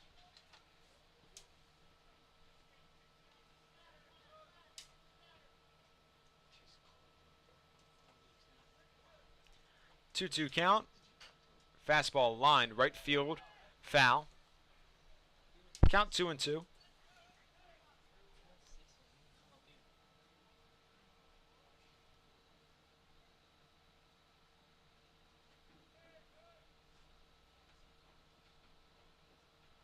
O'Born kicks, delivers. Line drive up the middle, base hit. Leadoff knock for Nolan Cutney. Runner on first. Nobody out in the bottom of the fifth. Thunderbolts trying to tie this thing up or take the lead. They trail by 1. Cropdusters ahead 3-2. And Cutney's been taking nice swings all day. Hit the double in the first. And yeah, he was just kind of fighting off until he got a pitch that he liked, and that one fastball that kind of leaked more towards the middle of the plate than O'Born would have liked.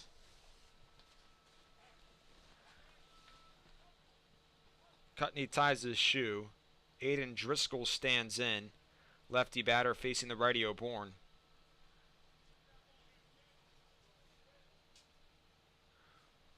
Cromartie on third, or in at third rather. He's on the grass. Pitch to Driscoll, fastball outside, 1-0.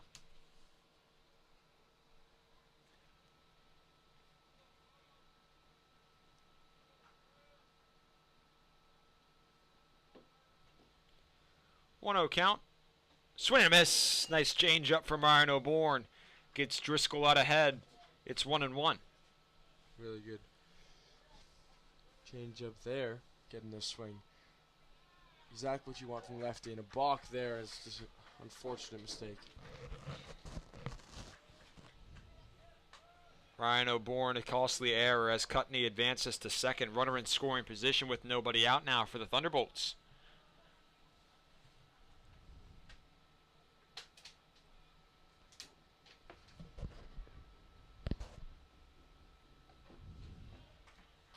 One two or 1-1, make it 1-2. Another really nice changeup, and that's exactly the pitch you want to throw to a lefty as a right-handed pitcher, and you start it down and break it below the zone. And of course, Driscoll rocking the torpedo bat, but it doesn't matter there. Does not. Down on strikes. Swings through a low off-speed pitch. He's gone. There's one out in the bottom of the fifth. Brings up Brady Grimes. And that's excellent pitching. I mean, he throws consecutive changeups that are just a little bit maybe in the zone, maybe not, and then when he gets a two-strike advantage, just dumps it in the dirt. Only thing is, worst case scenario, it's taken for a ball. Great pitching. Throw over to second. Cutney back safely. Grimes at the dish. Runner in scoring position with one gone. Silver Spring-Takoma trails by 1.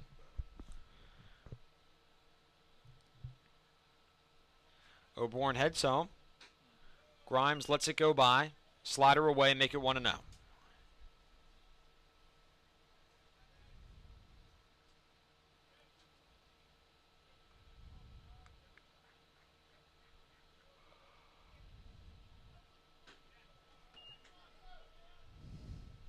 Off speed, out of the zone, 2 balls, no strikes. And this is a big test for O'Bourne. Coach is stuck with him for the 5th inning after the Cropdusters regained the lead.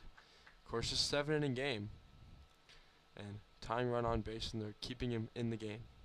There's one gone. 2-0 to Grimes. Make it 2-1. Nice slider from O'Bourne. Coats the lower part of the zone. 2-1 count. Really good one.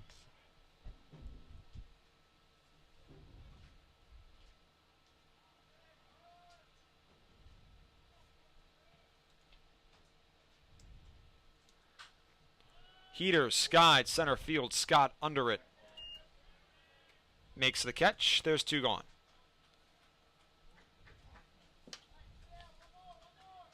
Excellent job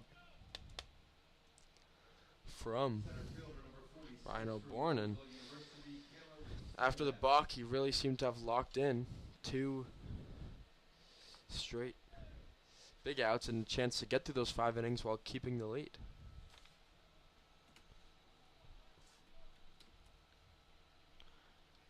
Caleb Sturdivant, next man in.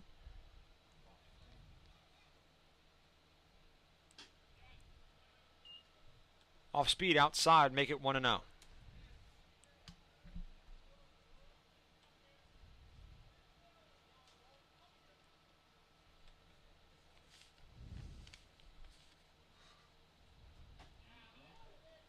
Another off speed, coats the outer zone.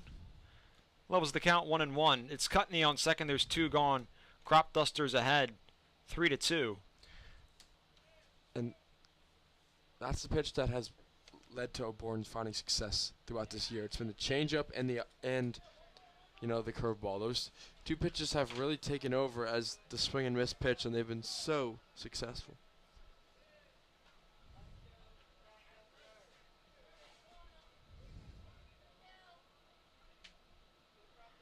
A ball and 2 strikes. O'Bourne, swing and a miss. Sturdivant down via the K. Thunderbolts come up empty-handed. It's still 3-2 Cropdusters as we head to the top of the 6th. Hey, he held on to the bat in that one, but worst result striking out on a really nice pitch. And O'Born gets through those 5 innings. Summer treats and always delicious food at the Cropdusters Pavilion, serving hamburgers, brats, and chicken fingers. Head down that first baseline to get your favorite baseball treat. I have a question, Ben. If we're 32 games into the season, is the Cropdusters Orange Crush still considered new? That's a great question. You know, they had it last year too, I believe. So I think at this point it is very much not new. But hey, whatever gets people ordering them, gets them talking about. Might be closer to world famous than it is new. Yeah. Hey, people love pulling out the world famous, despite it's. What's the worst world famous item you ever had? At like a restaurant. I mean, nothing necessarily. Like totally. So you've ever had a really bad example? Not really bad, just like very bland ribs one time. Okay. I think I've had like waiters tell me it's world famous, and it's been like a burger that I've had many better, but you know, do what they got to do, right? You gotta do what you gotta do. Best fast food burger. What's yours? I think Five Guys. Yeah, it's mine too. I mean, I actually haven't had it in a long time. I know people don't like it, but whenever I'm in California, I think In-N-Out's really good. I Never mean, had it, so I can't yeah, comment. I think it's really good. Top of the 6th, Cropdusters ahead of the Thunderbolts 3-2. Jay Wandell back on the bump for his 2nd inning of work. He'll face 4-5-6. Kirk Swanson. The first 2 up for Olney. Righty Kirk stands in. First pitch, chop left side, foul. I also do think Shake Shack makes a hell of a burger. It's good. I had it for the first time when you, me, and then our statistician Ben went to the Nats game. Paid a hefty penny for it, but it was pretty tasty, especially considering where it was from. Yeah, I mean, 0-1 heater, coats the outer edge, make it 0-2. you go to Citi Field at any point during the game, you'll see a crazy line. So yeah, they're able to keep it good despite it not even having to be at a full restaurant. 0-2 off speed, low and out. What was crazy to me, Ben, was that they were charging nearly $11 for this tiny little mint milkshake. Yeah. 1-2 to Kirk, skies it, shallow left center, out goes Gill. He takes it from short. There's one gone. And Gill really traveled pretty far in that one. That one was hit 212 feet, which obviously is no moonshot by any means, but he was definitely deep enough that an outfielder probably should have called him out, especially with him kind of wobbling back and forth a little bit. Jack Hurta was behind Gill. Nonetheless, the shortstop took it. Lefty stands in Coy Swanson. First time facing Wandell. Pitch, fastball away. It's 1-0.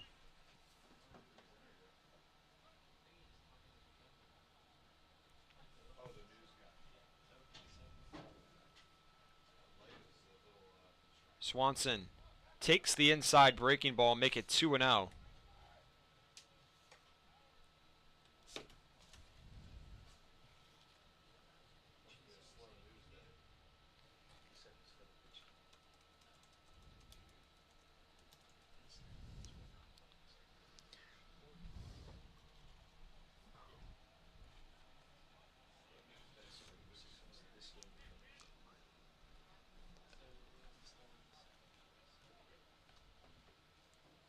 Two balls, no strikes to Coy Swanson. Nobody on, one gone.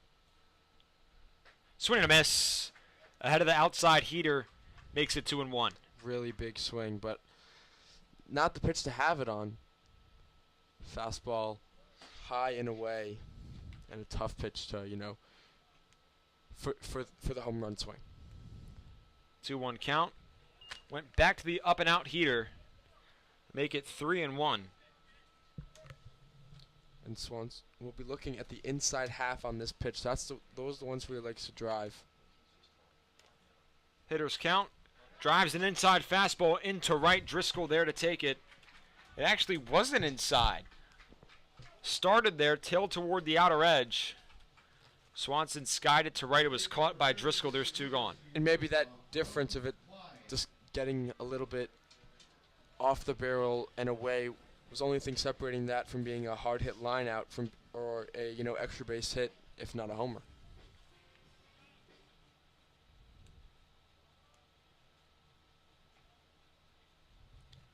First pitch to Klein is fouled to the left side. It's 0-1. The player who's had by far the best day at the plate so far with the chance to just make it an even better one. Klein awaits, takes the outside heater, levels the count, a ball and a strike.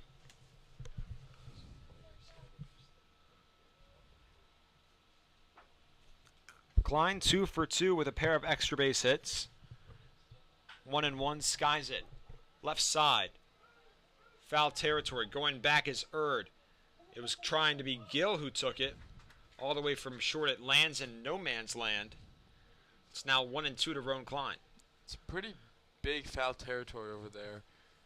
And as no one's ball on that clearly, especially with the outfielders shifted.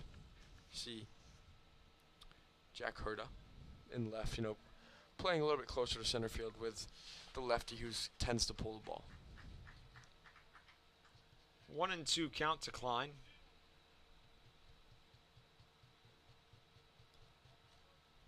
Wandell fires upstairs and away fastball, works at full 3-2.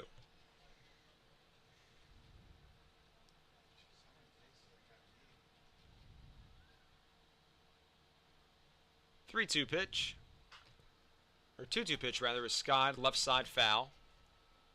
Still 2-2.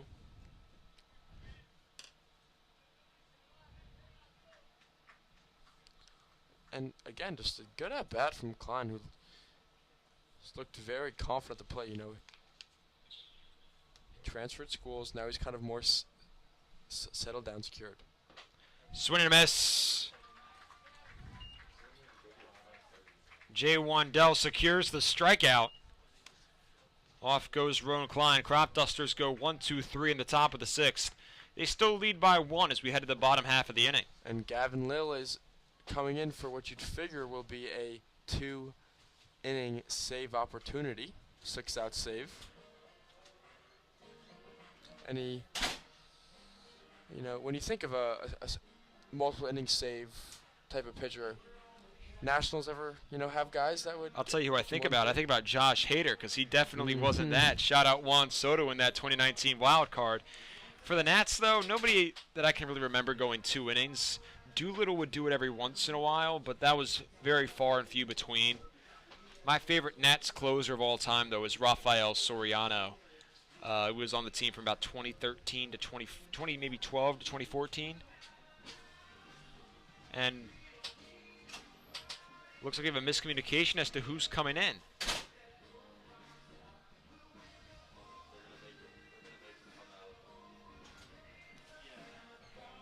They're going to make O'Bourne come out. Because Gavin Lill, already got checked and already went on the rubber. I mean, what a interesting look for the Cropdusters there. Gavin Lill came in, and they had ample opportunity to say, no, go back. But he made it all the way into the rubber. And then O'Bourne came out as well. So, interesting. I see something new every day in the Cal Ripken League, it seems. I mean, there has to be some sort of miscommunication. Fox School of Business call to the bullpen. Now pitching for the Cropdusters from Millersville University, wearing jersey number 38, Gavin Lill. Yes, I mean, don't see many other. So it is Gavin Lowe who will take the bump for the Cropdusters. Has been their closer all season. He's a 2.91 ERA in 7 games played. He's tossed 12 1/3, 6 hits, 4 earned runs. He's struck out 18, has walked just 5. He's been stellar for this Olney team. Opponents hitting just 154 against them and has a whip sub 1. So, weird couple moments for Lil, but He's in. I think he, of course, wanted to be in, so. Asking you shall receive. Indeed. You know, back to the two inning saves, guys. Last year, Mason Miller was doing it consistently. They kind of turned him more into a one-inning guy. Whenever Edwin Diaz does it, it's always very fun. They used to have Jerry's Familia do it a lot with the Mets, especially, the 5 innings. And I remember it was like 2016, and it was like maybe the second week of the year, and he already had done it twice or something like that. So they really, and people talk about how quick his fall-off was, and that often can come when you pitch relievers just too much. Familia was a dog for a few years. First pitch from Gavin Lill, off speed, swung through by number 11, Matt Walters. He's down 0-1.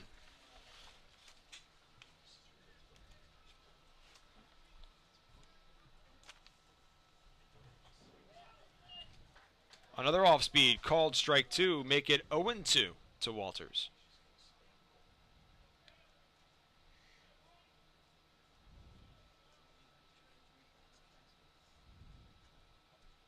Lill fires.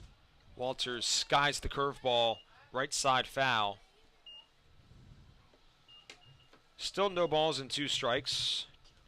Nobody on in the bottom of the 6th, nobody out. Thunderbolts trail the Cropdusters 3-2. And with Lill, he's got such good off speed. He hasn't even shown off his 92 plus fastball.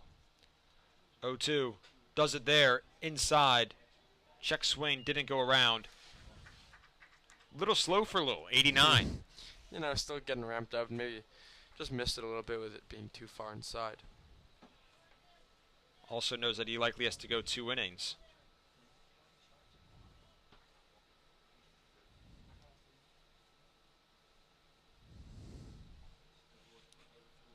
Check swing. Slider away. Walters holds off.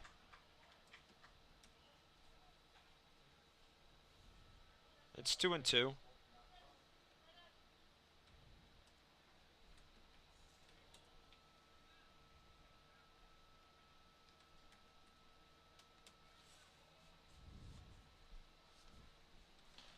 Two-two pitch. Swing and a miss. Nice slider from Gavin Lill. Gets Walters down on strikes. There's one gone in the bottom of the 6th. Catcher number 18 from Marymount University, Jack McCarthy.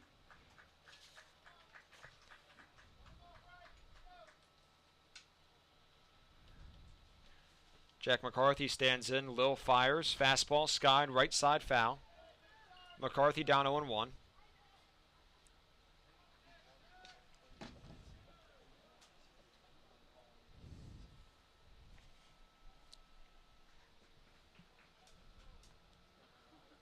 Run to the righty, 0-1 rather to the righty Walters or McCarthy. Lill fires, fastball line, shallow center field. In comes Scott. It's going to fall for a base hit. 1 out knock for Jack McCarthy. Tying run on first for Jack Herta. And not a bad location. We got it away. Maybe a little bit too much height on it. And good piece of hitting, though. Nice work from McCarthy. Lefty Herta stands in. Cromartie in on the grass at third, middle infield back for the Cropdusters. Klein holding the runner at first.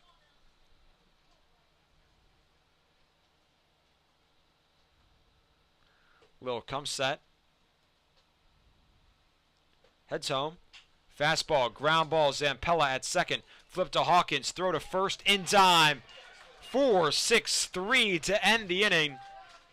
Gavin Lill retires the side. Cropdusters still lead by 1 as we head to the final inning, the 7th. And Cropdusters are right where they want to be. They have Gavin Lill, their closer who's been so dominant recently, ready to pitch the 7th with him already with a lead and a chance to make it even more.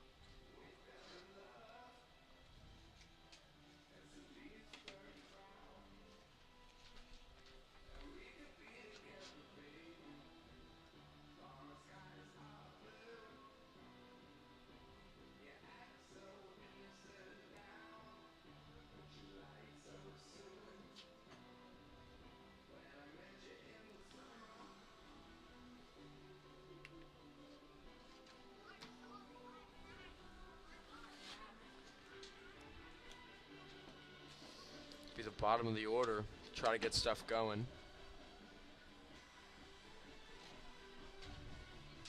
And that includes Brian Scott, who scored the go-ahead run.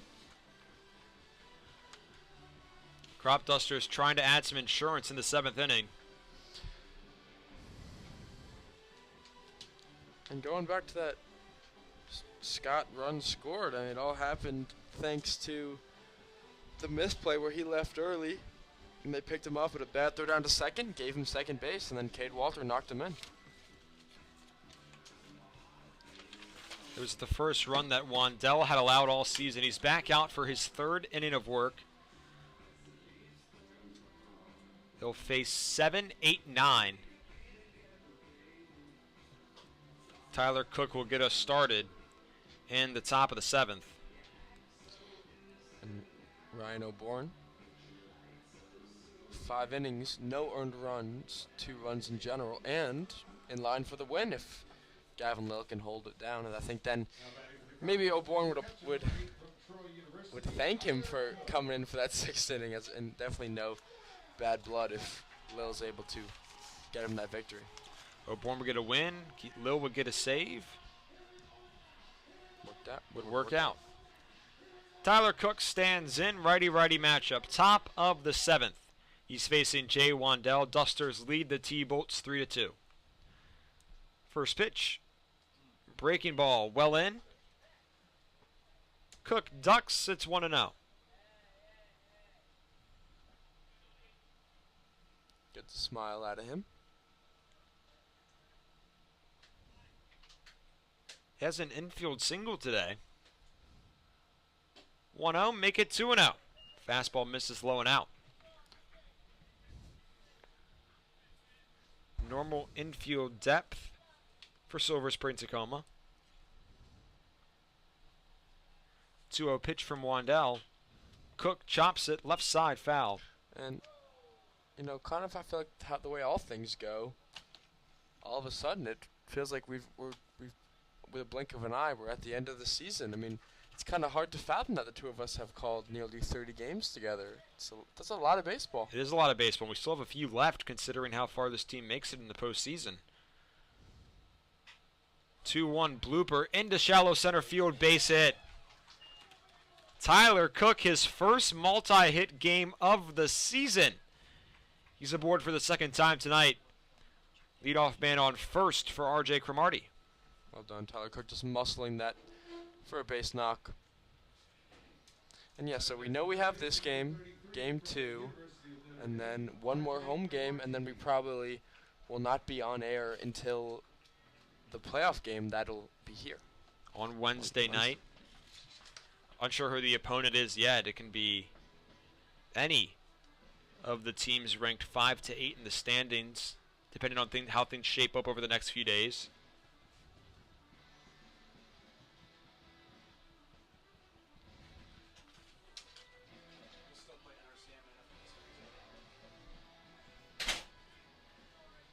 R.J. Cromartie stands in.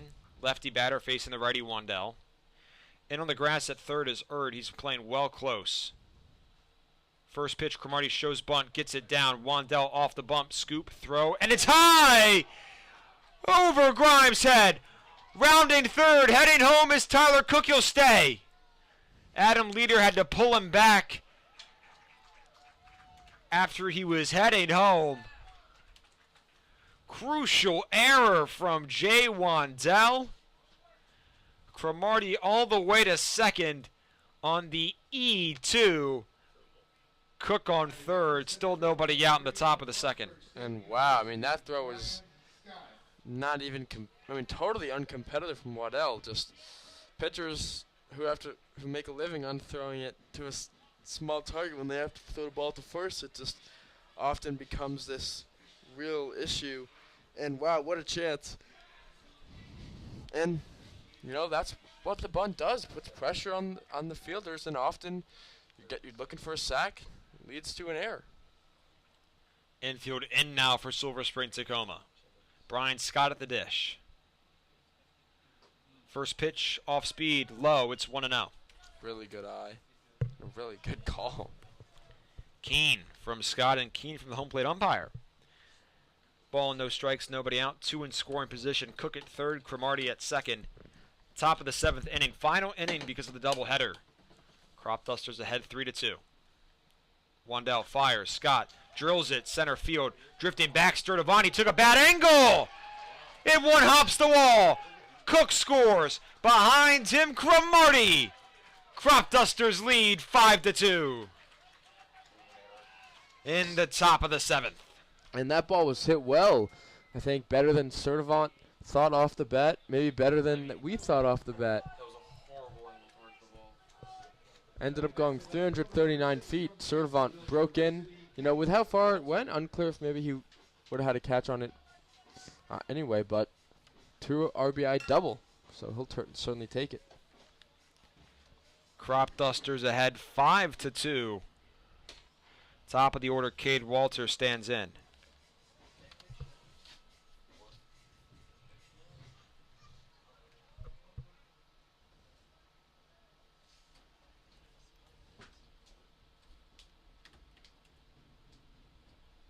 Walter shows bunt. Lays it down, beautiful third base line. He sprints to first. Throw from Wandell is high again! In to score is Scott. It's 6-2 Cropdusters. Jay Wandell, a pair of errors, only hurting himself. Yeah, you know, I'd give that a hit and then an error with a run scoring. The second baseman, number 11 from East Stroudsburg University, Walker Zampella. But yeah, regardless.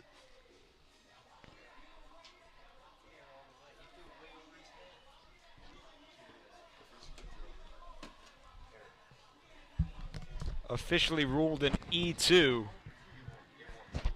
E1 rather. I don't know if I agree with that. I think that Walter certainly had a play to beat that out regardless. Certainly an error though for the run scoring. Unbelievable. Jay Wandell can pitch inside a hypothetical box but can't deliver a ball to first base. And certainly it's not the common time for it. But would you consider dropping down another one just because it seems to be the Achilles heel of Waddell's game? Why not? You let him shoot until he makes one. You look at Erd, he's certainly prepared for the bunt playing on the grass. Walter on first, Zampella at the dish. He shows bunt, pulls it back. Walter into second base with a steal. Pitch was called a strike, so it's 0-1 to Zampella. And still a chance to bunt now with get Walter to third.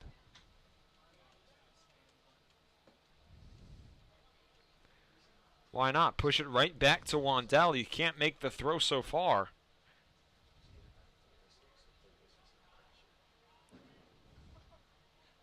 Oh, 1 pitch. Squares around, pulls back. Heater was away. And the third baseman, Erd, is staying at third base. So anything towards the left side would have to be Waddell's ball. And if you know, Zampella pushed it with some weight, it's with the struggles that we've seen from the fielding, he's going to beat it out. It's 1-1 to Zampella. Fastball, called strike. Laces the outside corner. Zampella didn't like it. Our zone had it in there. It's 1-2. And this is a really important inning. Of course, you know, they felt confident with Gavin Lill in a one-run game, but getting the insurance runs in the last inning is exactly what you want to see out of your offense. Doing its job. 1-2 to Zampella. Line drive, left field line, foul.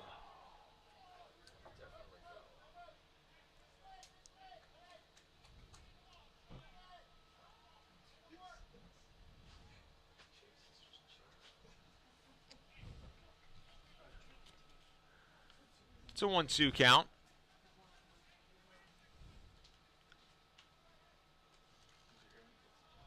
Walter on second, nobody out. Dusters ahead 6-2. Zampella awaits. Wandell fires. Ground ball, third base. Scooped by Erd. Throw to first in time. Walter held at second. There's one gone. So they finally get the first out, and that may be Waddell's last batter. It will. Big righty coming to the mound for the Thunderbolts. We'll get you who it is momentarily, but Jay Wandell His second outing against the Cropdusters doesn't go as well as the first. Surrenders 4 runs in just 2 1/3. And a lot of it self-inflicted by his fielding ability, especially this inning. Those 2 bunts, both proving effective.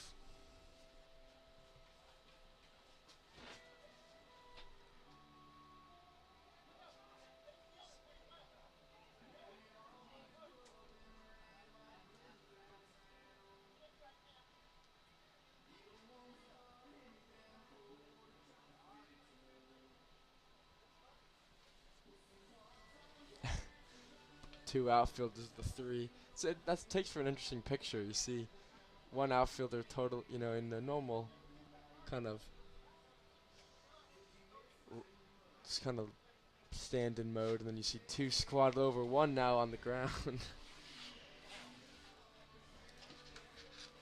It's been a rough inning for them. That it has been.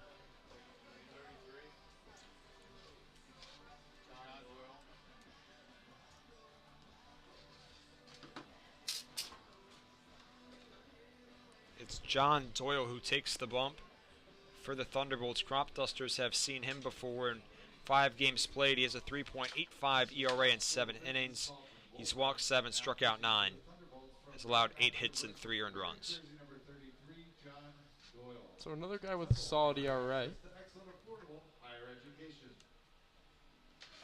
Seeing a couple of their best arms being used today. And still have 1 more game to play. Be interesting to see what type of lineup Cropdusters put out in game 2. There's certainly not a full bench here, especially in terms of infielders. So first base, they definitely have options. Probably see Stalker, or if not, Cajun Ahern. But other than that, pretty light in terms of options, especially with it's unclear who's even necessarily here. So many guys heading home, heading to new schools.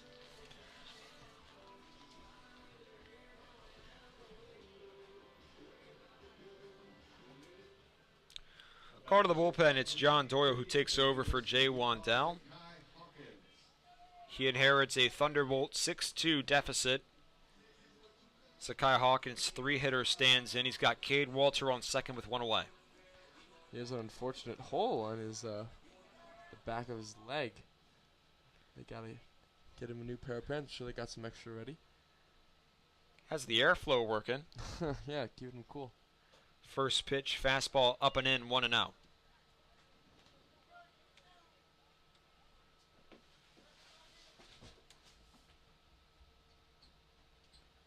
Doyle comes set. Kicks, delivers. Breaking ball gets away from McCarthy. Walter takes third. It's 2-0 to Hawkins. That ball, Benjizo, 66 miles an hour. Yeah, you said it, man. Yeah, Hawkins will certainly know to sit back after seeing that. And the fastball was not even 80 miles an hour, at least the first one he threw. So it's not going to be a velocity thing. Good pitcher to just kind of hit the ball in the air and get the run in from third. 2-0, make it 3-0. Doyle can't locate the fastball. It's low and out. Walter on third, nobody else on. 1 gone in the top of the second for Zakai Hawkins.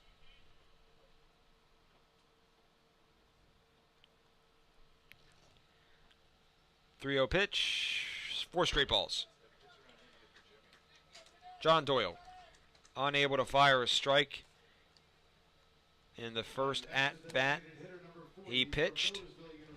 1 out walk for Hawkins. Runners on the corners for Jimmy Kirk. Interesting McCarthy relay signs. Interesting to see if Hawkins will be in motion.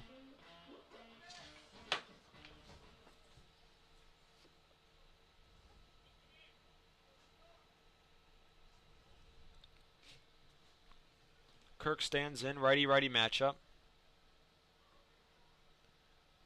First pitch, fastball away, 1-0.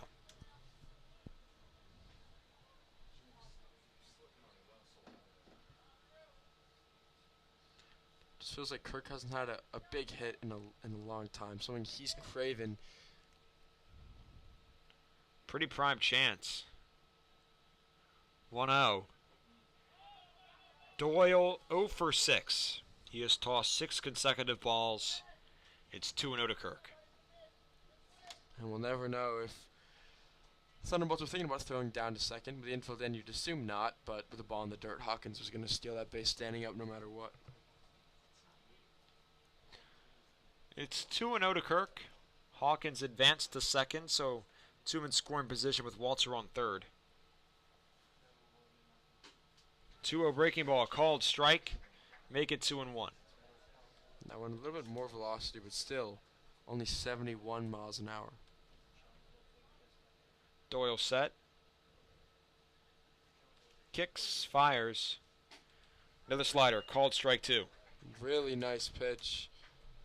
Dots the outside part of the plate, and yeah, you know, Kirk looking a little bit flustered by those back-to-back pitches. It's 2-2. Kirk has not swung this at bat. Pitch, chopper, foul. Well ahead of the off speed. But still able to get enough on, and that one, yeah, seems like he can drop it down if he likes to. That was a good example of it, down back to 68 miles an hour. But Kirk just doing exactly what he wants to do. He's knows he's not going to get much on that pitch. Low in the zone, no velocity, just fighting it off, hoping for a pitch that he can elevate. It's still 2-2 to Jimmy Kirk. Slider, line in the left field, going to fall for a base hit. Walter in to score. Hawkins right behind him. Jimmy Kirk, a 2 RBI single, extends the Olney lead. It's 8-2. Great read from Zakai Hawkins. He broke right away. He knew that was going to fall in. And good, you know, patient hitting from Kirk. He was just fouling it off, taking the curveballs he didn't like. But that one, a little bit higher, a little bit more plate, and he was able to drive it for the 2-run single.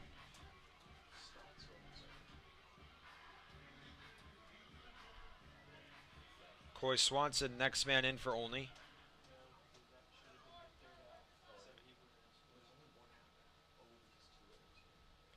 First pitch, fastball lined into center field. In comes Sturdivant, falls in front of him, base hit.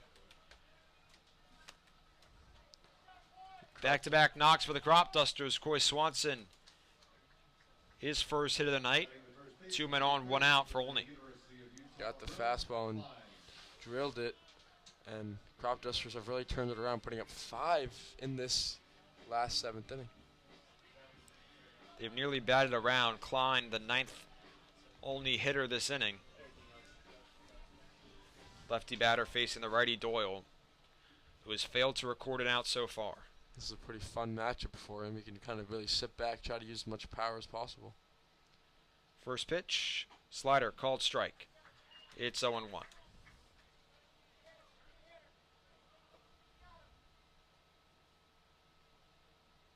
Klein awaits, Doyle set. Heads home. Fastball in the dirt, blocked by McCarthy. Still 1-1.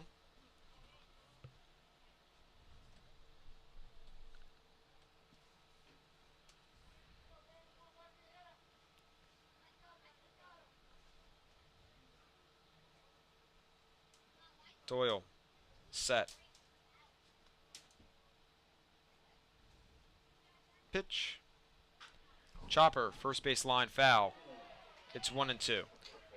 And that one still was away, but had some more plate, maybe something he could do some damage on, but just fouls it away. Does just enough to stay alive. 1-2 to Klein. Slider, swing and a miss. Rowan Klein well ahead of the 68-mile-an-hour breaking ball. He's down. There's 2 outs in the top of the 7th.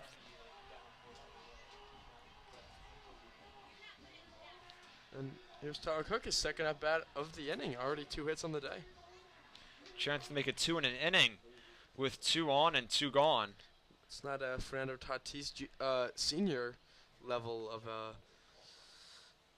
play, but still impressive all nonetheless. I don't think anything will replicate that. Two grand slams in the same inning.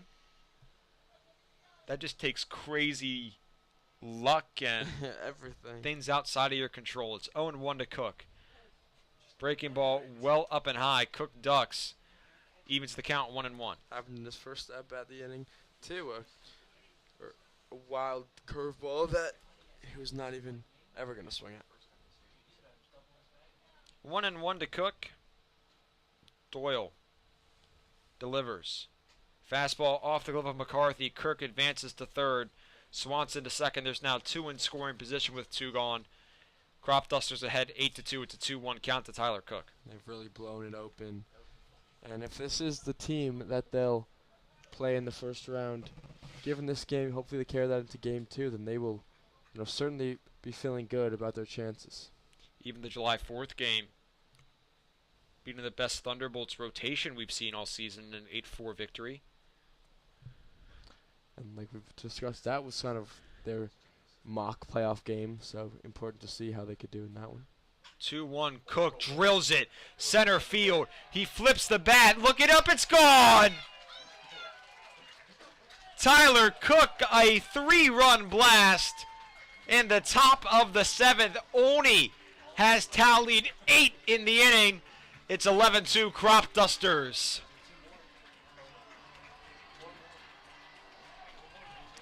Strength is never the issue for Cook. It's just sometimes he struggles with control, and hitting the ball where he wants to, but there he totally got the barrel to it and smoked that one. Third baseman number 33 from the University of Notre Dame, R.J. Cromartie. Olney absolutely piling it on. R.J. Cromartie stands in.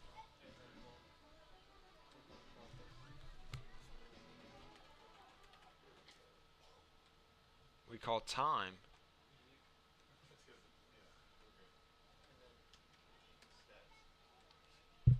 And how about Tyler Cook? 3 hits on the day. It's got to feel so good for someone who has at times really struggled.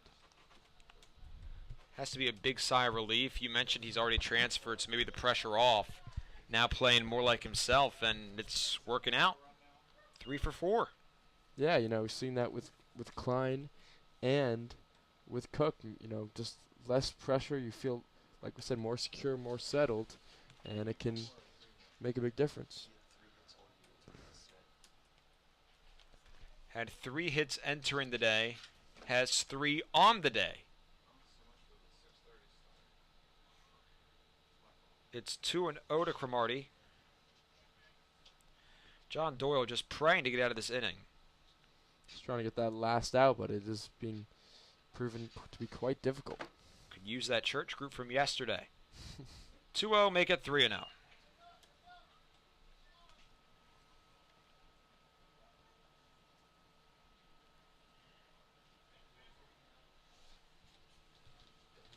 Cromartie awaits, Doyle set. Kicks, fires, Cromartie skies it, right field foul. And he's swinging 3-0, so when he was often a patient hitter. If not now, when, in such a comfortable spot.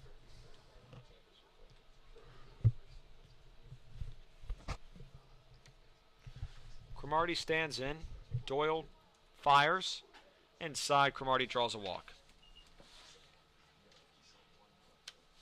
Brings in Brian Scott.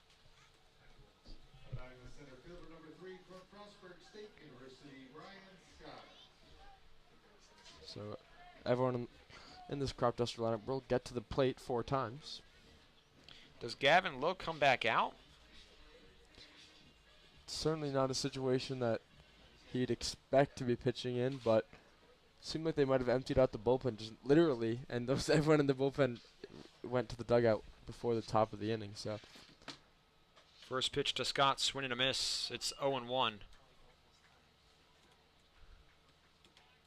seems like he's still trying to get ready to come in, still standing up, walking around. At this point, he's ready for the inning to end. He just wants to get back out there and pitch his last 3 outs. Has all the insurance he needs. Ball in the dirt. McCarthy blocks. It's 1-1.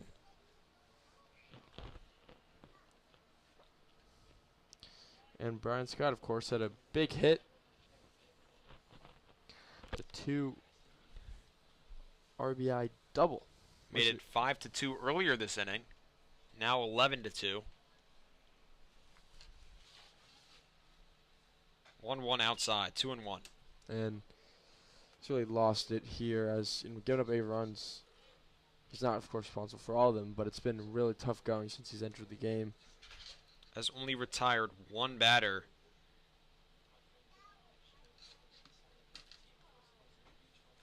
Make it 3-1. Nobody warming up in the bullpen. This is his game to end. You can understand that, trying to save their arms for game 2, but he's just has to get that one more out. It's tough to watch.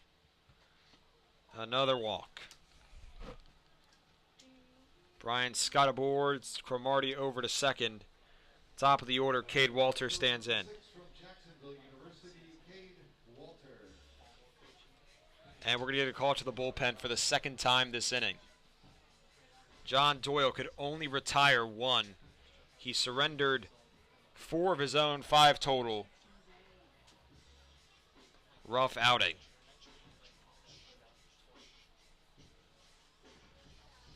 And a pitching change in a game where it's 11-2. They're just trying to get that last out.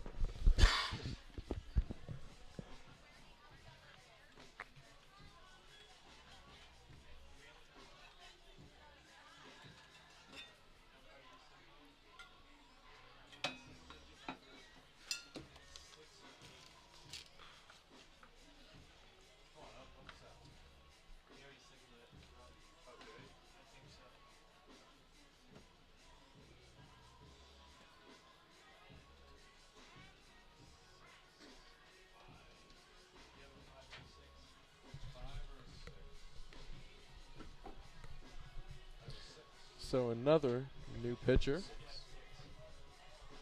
E.J. Youngling, enters to get the last out in this one, you'd figure.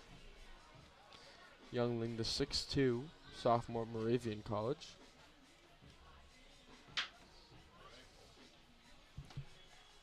This is the Fox School of Business call to the bullpen, now pitching for the Thunderbolts from Moravian College, wearing jersey number 6, E.J. Youngling. And if you thought this inning was already ugly, E.J. Youngling might have an uglier ERA, 17.05 on the season. He's appeared in 5 games, saw 6 1/3. He's allowed 14 hits, 12 earned runs. He's walked 4, struck out 5. And he's just really gotten hit around.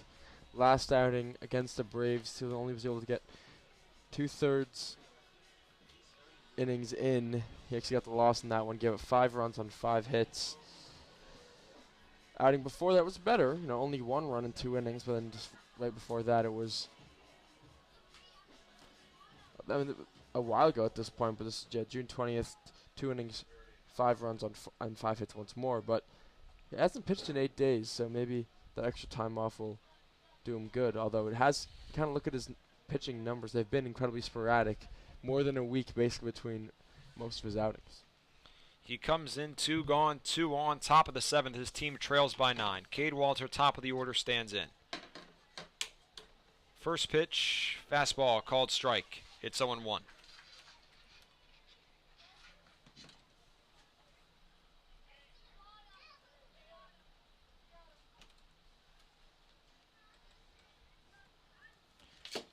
Youngling set. Heads home. Heater, low. 1-1.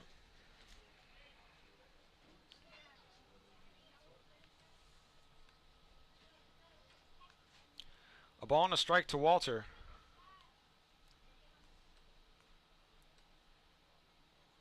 Pitch. Skied, left side foul, make it 1-2. And again, it seems like Gavin Little is going to stay in this game. I'm surprised he hasn't at least thrown a couple pitches or just, made some throws, because this is a long wait between the time you've picked up a baseball and of course thrown a baseball. Cropdusters have really maximized this inning, tallying 8 so far. 1-2 to Walter, off speed outside, 2-2.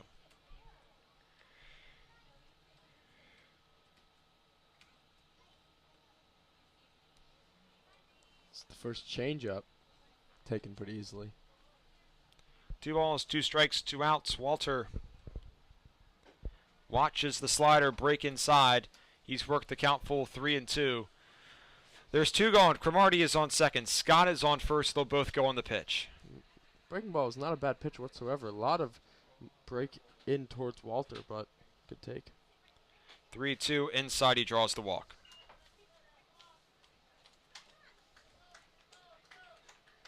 And just we're seeing quite the amount of at-bats in this inning so far. This will be number 13, Ben. This is Zampella, the 5th hitter to bat twice in an inning. As I mean, when you put up 8 runs, you're going to see crazy stats like that. Somebody stop the fight. Zampella stands in. Bases loaded. 2 outs. First pitch fastball called strike.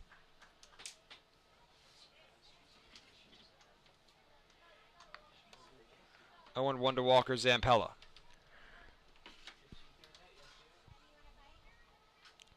Swing, foul tip, straight back, make it 0-2.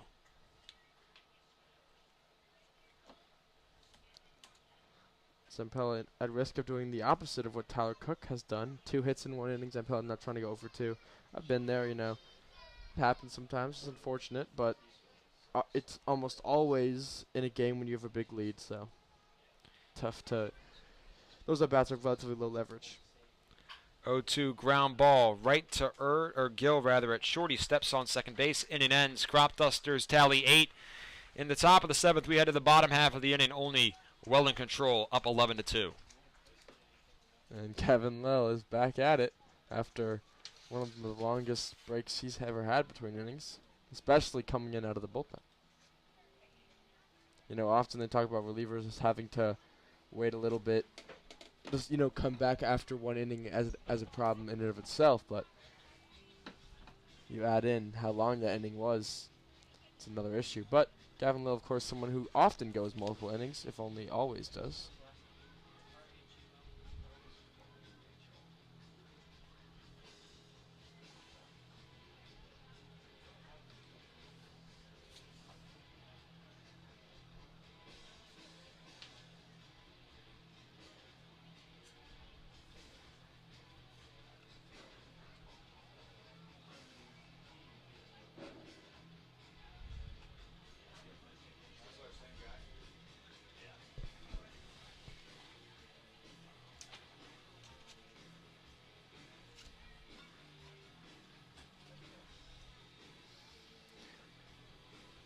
So Lill stays in the game to quite the cushion.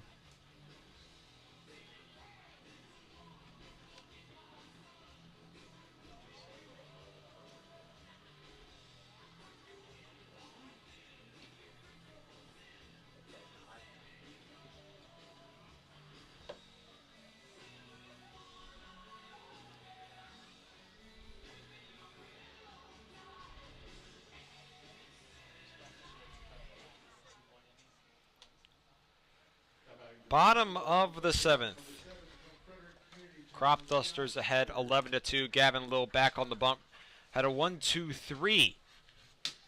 Bottom of the 6th. About a half hour ago at this point, Ben. Indeed. He's now back on the bump. First pitch to Josh Erd called strike 0-1. But Lill didn't seem to have lost a step as he just delivered a perfect pitch on the outside part of the plate. Low and away corner. 0-1.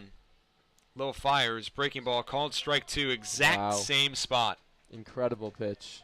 An incredible sequencing of 2 pitches in a row. He's ahead 0-2 on Erd. Lill in motion. Heads home.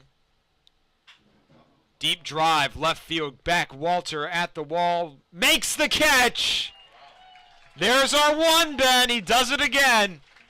On the warning track, leaps backhand layout. Flashy play from Cade Walter. It's almost like we're getting too used to it. There's 1 gone.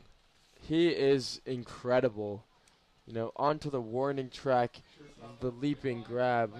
Wow. And he, despite it being a 9-run ball game, he still is sacrificing his body. And he's going to feel that one, but made an incredible catch in the process. And somebody in the booth, as that ball was hit, said, "Oh no." I think at this point we got to start giving Cade Walter the benefit of the doubt. If it's hit in the ballpark, there's a pretty fair chance he'll catch it. Certainly appears to be that way. Gavin Lill will not at all be frustrated with that, as one out closer to securing the 2-inning save. He has a 2-0 count to Tyson Gill. Make it 3-0. Off speed missing high.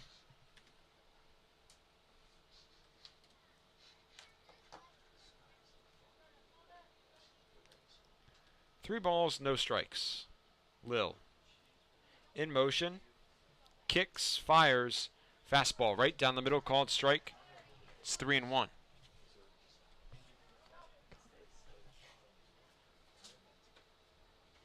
Might have been a cutter. Only 84 on that pitch. Still a hitter's count, 3-1. Another cutter, check swing, didn't go around. Gill draws the walk. Now batting the second baseman, number 14 from UMBC, Nolan Cutney.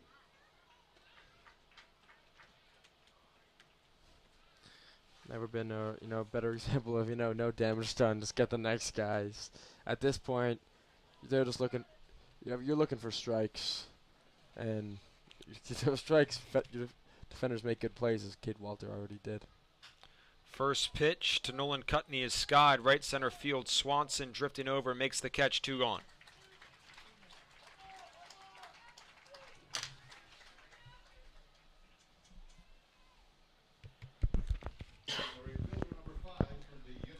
Aiden Driscoll, the Thunderbolts' last gasp. They're down to their final out, trailing by 9 runs. The Cropdusters have been very solid in these 7-inning doubleheaders. I think the lone game I can think of that they lost came to the Senators. In game 2 of a doubleheader. First pitch to Driscoll, fastball away, 1-0. Trying to extend their record to, I believe, 3-0 on the first of the 2-game days.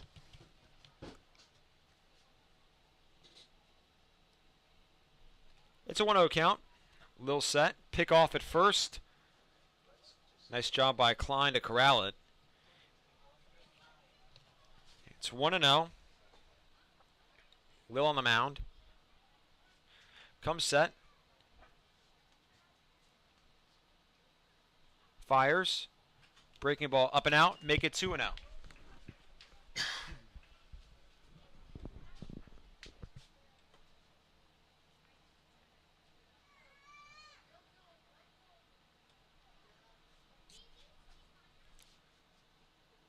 Gill on first. Pitch. Too close to Aiden Driscoll. 3 balls, no strikes. So it's now 6:22. Of course, at its end, probably see a 6:40, maybe 6:50 start. So a little bit later than expected for the 6:30, but that was always gonna happen. They always aim for 6:30. It never goes that way. It's the way it is. It's 3-1 to Driscoll.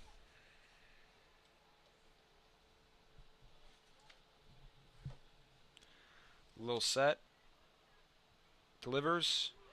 Breaking ball called, strike 2. Count full, 3-2. It's quite the pitch to just drop on 3-1. A lot of movement in, but also down.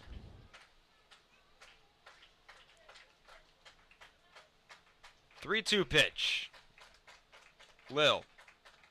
Heads home. Blooper, shallow center field, drifting back. Zampella makes the catch. And the game is over. Cropdusters take game 1 of a 2-game doubleheader against the Thunderbolts by an 11-2 score. Next game will start in approximately 30 minutes. You'll see Ben and I there. But until then, Cropdusters, another win